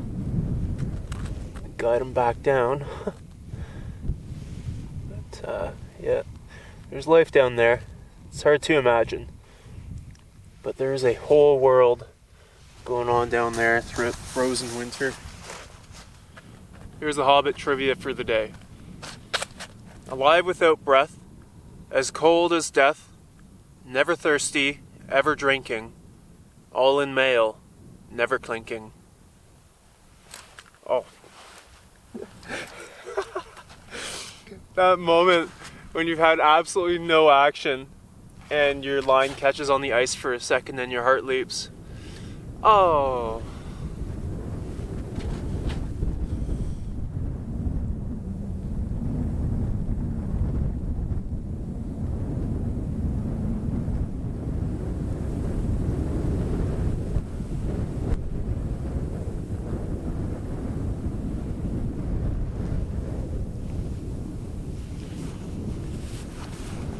Tons of snowshoe hare tracks here. They're very obvious, easiest track to identify in the winter probably. 2 big tracks up front and then 2 in line behind. And it's amazing how big their paws are too, like almost the size of my hand. And that's what keeps them afloat. And there are times in the year when I pity the snowshoe hare because everything wants to eat it. Lynx practically live off of them. But at this time of year, I pity every other animal, especially moose, wolves as well. Just sinking down into this snow with a feeling of helplessness. Obviously, they have evolved to survive these winters, but it's got to be so tough.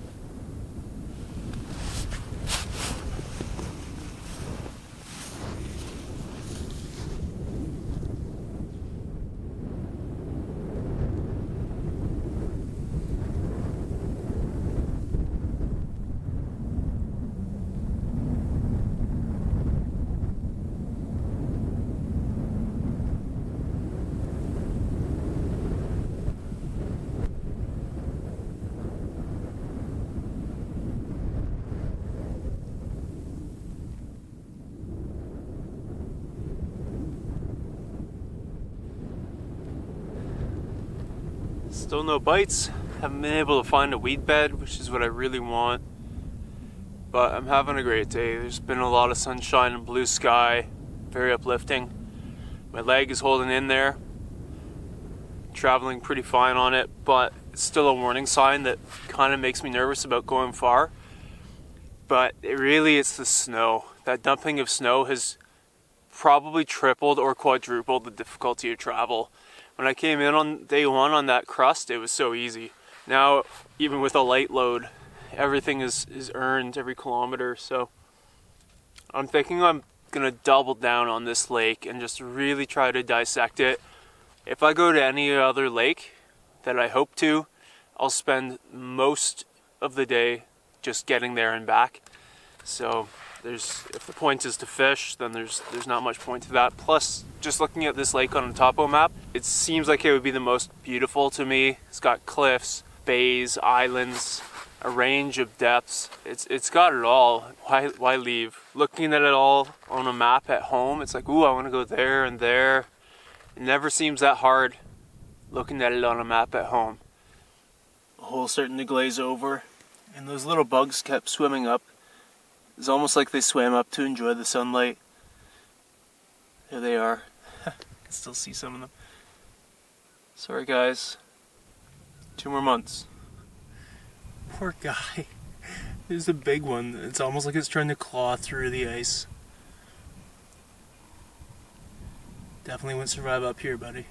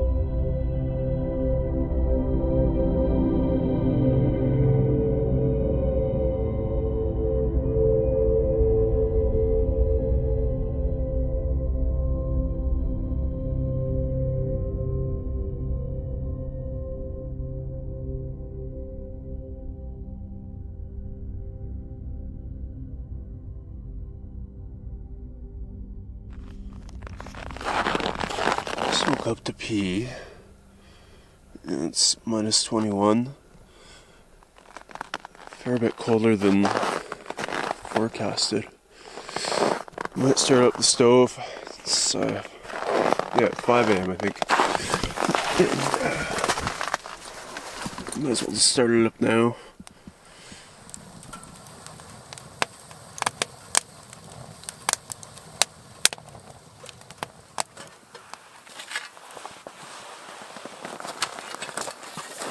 Tried to sleep for a few more hours. Still minus 15. Beautiful day.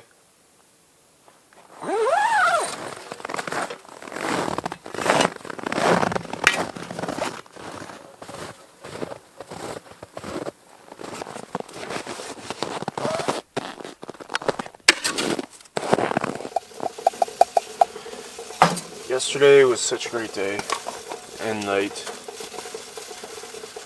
Sometimes I feel like I'm blah blah blah, but when there's ambiance like that, I would way rather let nature do the talking. I really don't talk that much normally, but when I'm alone, you know, sometimes it just comes out.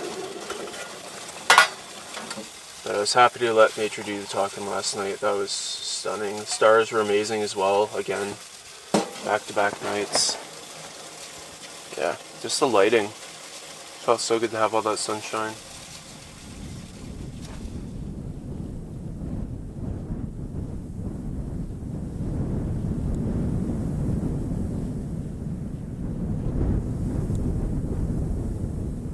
It's almost noon and I finally got myself set up at the first hole.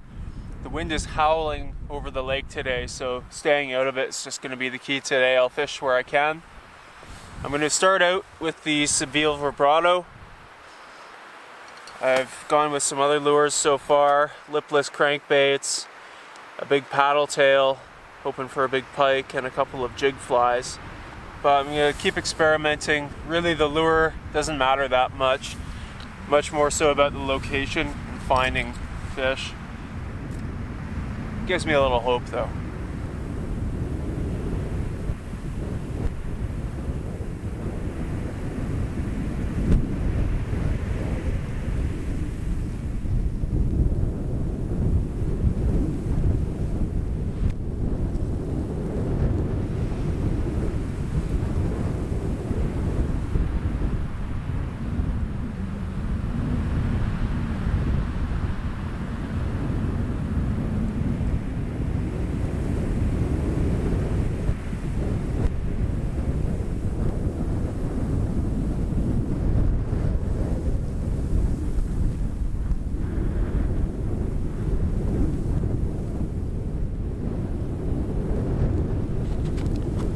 At hole number 2, I'm gonna warm up with some kung pao chicken with rice.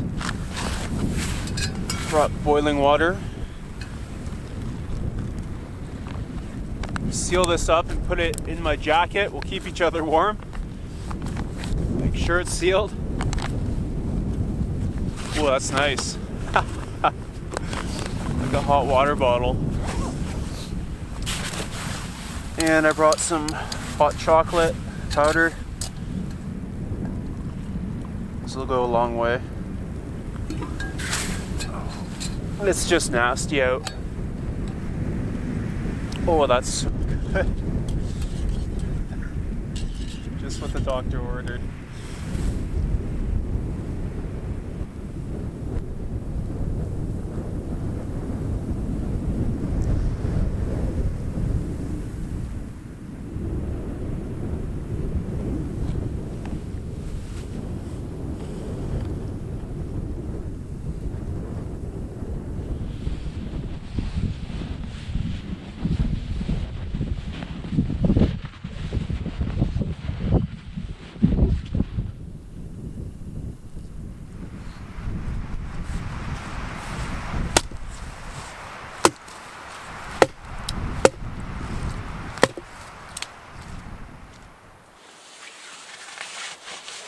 Finished splitting the rest of the wood.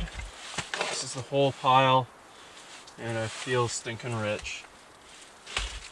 It's almost embarrassing. I like fishing a lot, but to go out there in that wind, the spin drift, blowing up into my clothes just doesn't make sense when I can sit in here by the fire, finally have a little scotch, and read my book. It sounds fantastic right now. It's day 5 and still no fish. It's kind of hard to believe. I probably had my line actually wet for 2 hours the 3rd and 4th day. Probably about 2 hours again today.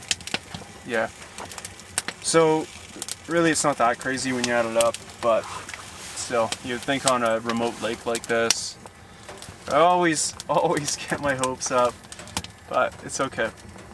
We were watching Yellowstone recently, and John Dutton said he was fly fishing with some guy and said something to the effect of, it took me ages to find out I wasn't here for the fish.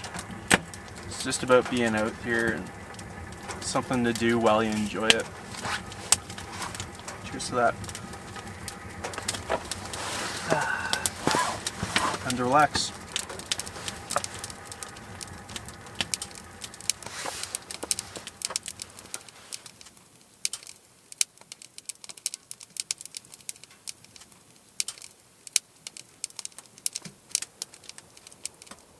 Having a great evening here by the stove, very relaxing. Much needed rest every day so far until this one has been busy, make dinner, and go to bed. So it's nice to have this time. All enjoyable, but it's nice to have a little downtime. Tonight's riddle. Voiceless it cries, wingless flutters, toothless bites, mouthless mutters. What is it?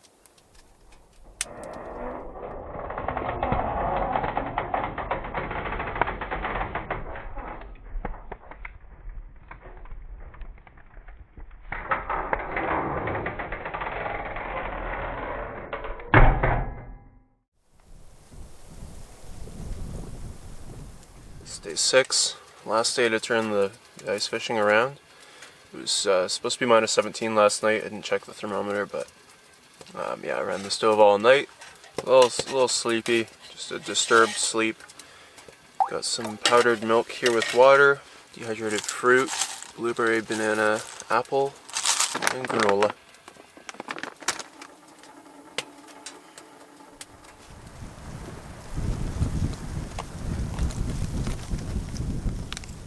First hole, first drop. Starting out with a Kamuki Smartfish. Just changing what variables I can. I'm really shallow now too. This is my shallowest hole. It's only probably 3 or 4 feet of water beneath the ice. And there's a saying, even a blind squirrel finds an acorn now and then. Even a bad angler, not saying I'm a great angler, but I've done it a lot. Whoa! Even a bad angler should look into a fish now and then, so I'm hoping if I put in the time today, it's gonna happen. It was pretty nasty when I came out. It was hard to will myself to go out, but it's calmed down a bit.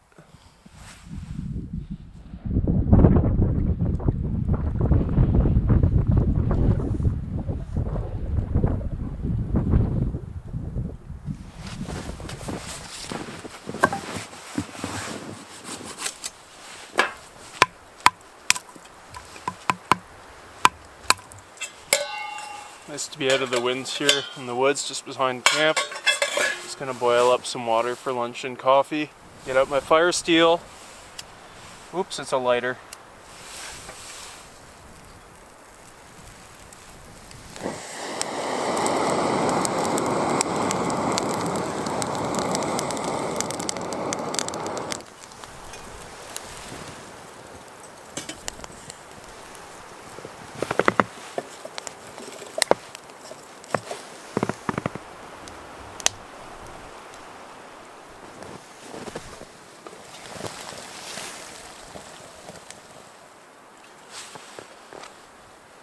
Got my instant coffee in the cup.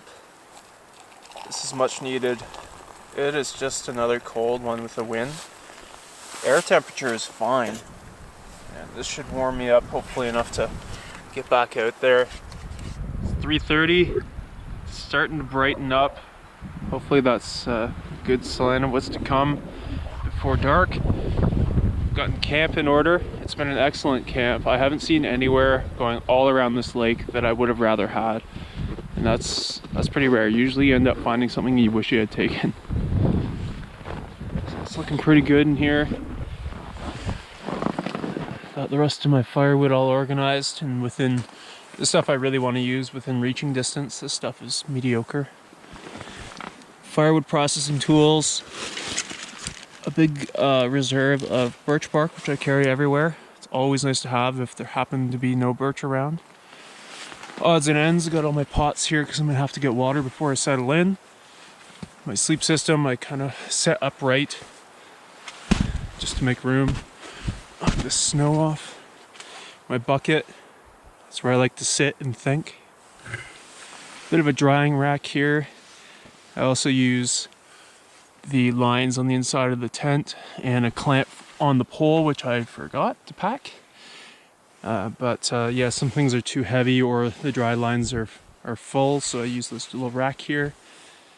And yeah, it's just some stuff there that I like to keep handy beside my head when I sleep. And this has been excellent. The little thermometer really helps to understand the stove. Great camp. This is my final stand. Last chance to get one. I'm gonna fish my drinking water hole.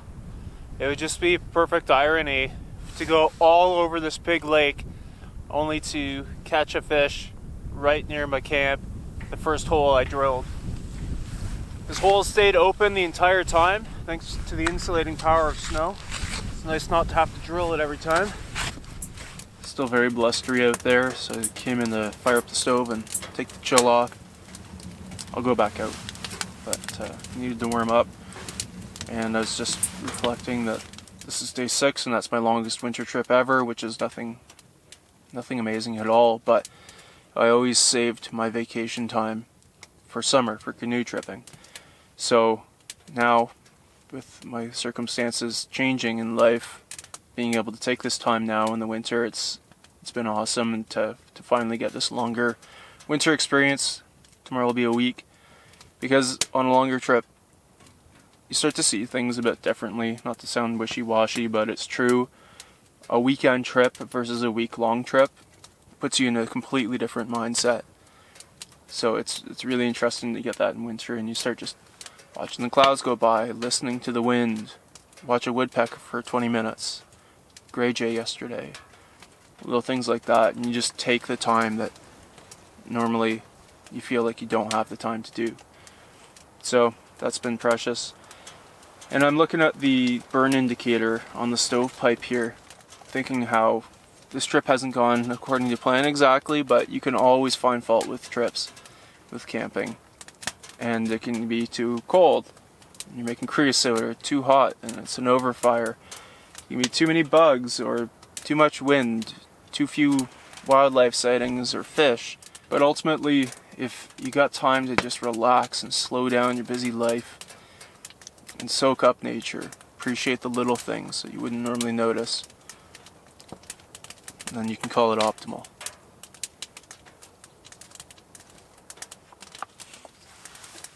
Cheers to an optimal trip.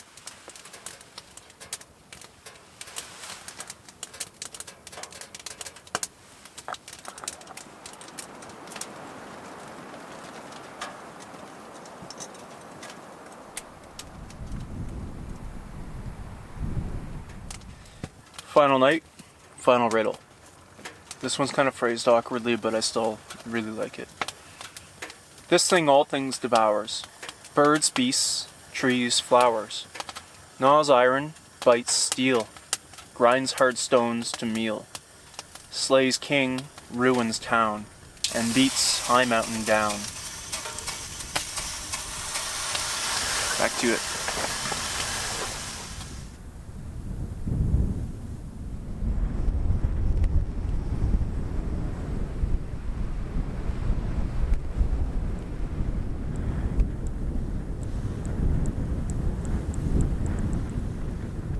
It's getting dark, and in this moment, I've never wanted to fish more on this whole trip. I feel like I really want it now. But at this point, I think it's more about pride than pleasure. So I don't catch fish for pride. Used to. Now that's not what it's about. So I'm gonna head back into my beautiful warm tent. Enjoy the evening.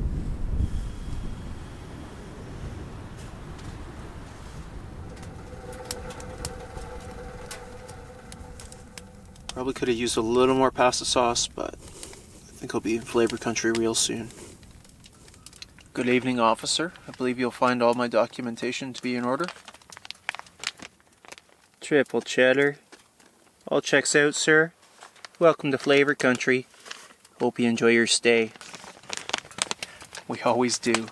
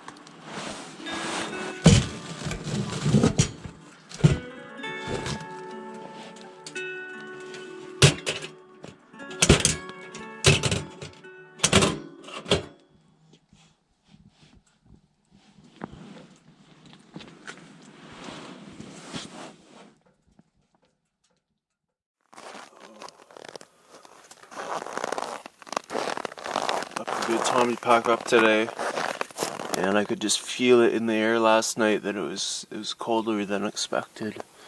When it's 26, nice crisp morning for hauling out.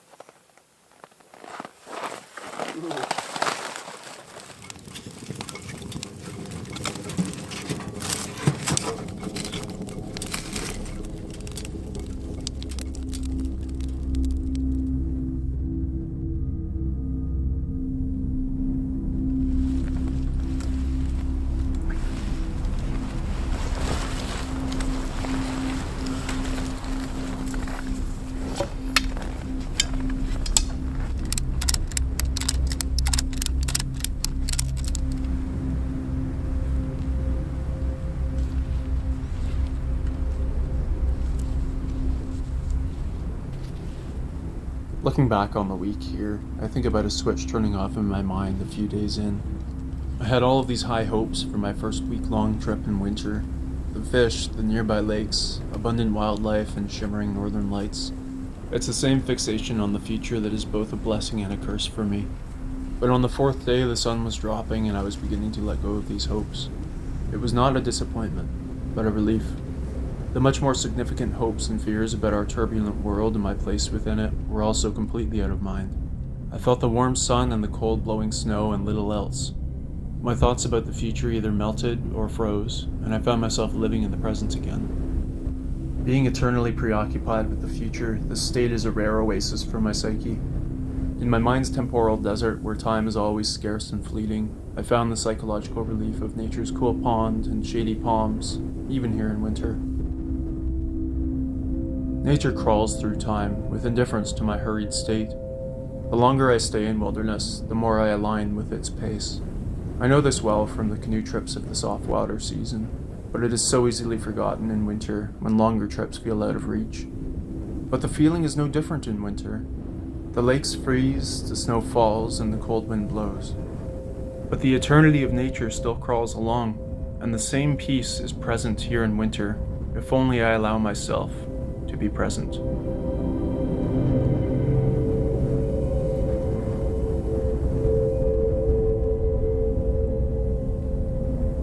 It was amazing to finally spend an extended period alone in winter.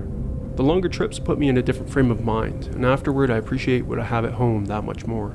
The seat warmer in the car, a hot shower, a good meal, and a soft bed feel pretty incredible after a week in the elements. So the video is almost over, but that's only 122 days out of the 155. Where are the next 33? Well, the video would just have to be like over 7 hours to fit it all in, and that's just getting excessive. And I wanted to have one video per season, so this one actually carries, these next trips carry over into spring, and that just felt like a good trip to end it on. If you do have an appetite for more, I'll put all the links to those subsequent videos below. There were a couple of short winter trips left, then Xander and I got out for ice out in the canoes. Our original destination for that trip was still iced in, so coincidentally we ended up going back to the place where I recorded my first ever video for YouTube. So that was kind of special. It's got some throwbacks to that first post. Then spring continued on an icy Lake Superior, followed by a raging river with Xander and Brad, a scouting mission for my big spring trip, and finally a juicy 13-day trip down the remote Pucksaw River and coast to close out my first year. No matter how the rest of my years go, 2021 will always be one of the best years of my life.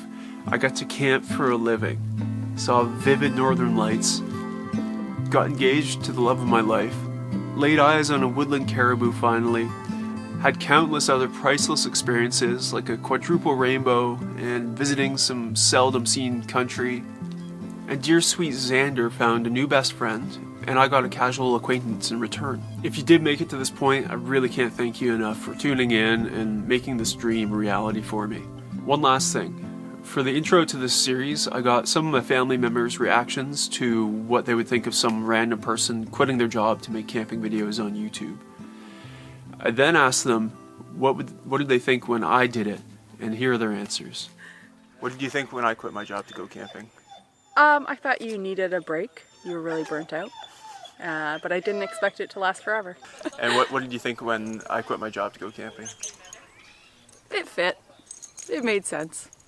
I thought you'd be fine. Yeah, and you already were working away on that, so it made sense to me. What did you think when I quit my job to go camping on YouTube? It's a good idea. Like change your life? I think so. You happy? Perfect. That's it. That's it. And what did you think when I quit my job to make this career? I was very excited.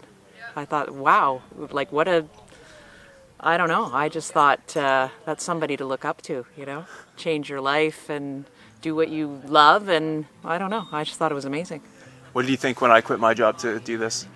My initial reaction was, oh no, what about all your benefits? And then I thought, oh no, this is the right thing to do. This is your passion. Go for it. So huge thanks to my family for standing behind me all along, even after I was leaving a second good career behind. So yeah, if any of you want to close out the series with something special, I recommend that 5-day trip that I did with a throwback to my first video, or that big juicy 13-day river trip. We also got too many questions to include in the admissions for this video, so I bundled all the rest up, and all the overflow questions are going to be posted in one video on our second channel, Lost Lakes 2. Thank you so much, from the bottom of my heart, for joining me on these trips, for making this dream possible, and I hope to share many years of tripping with you ahead.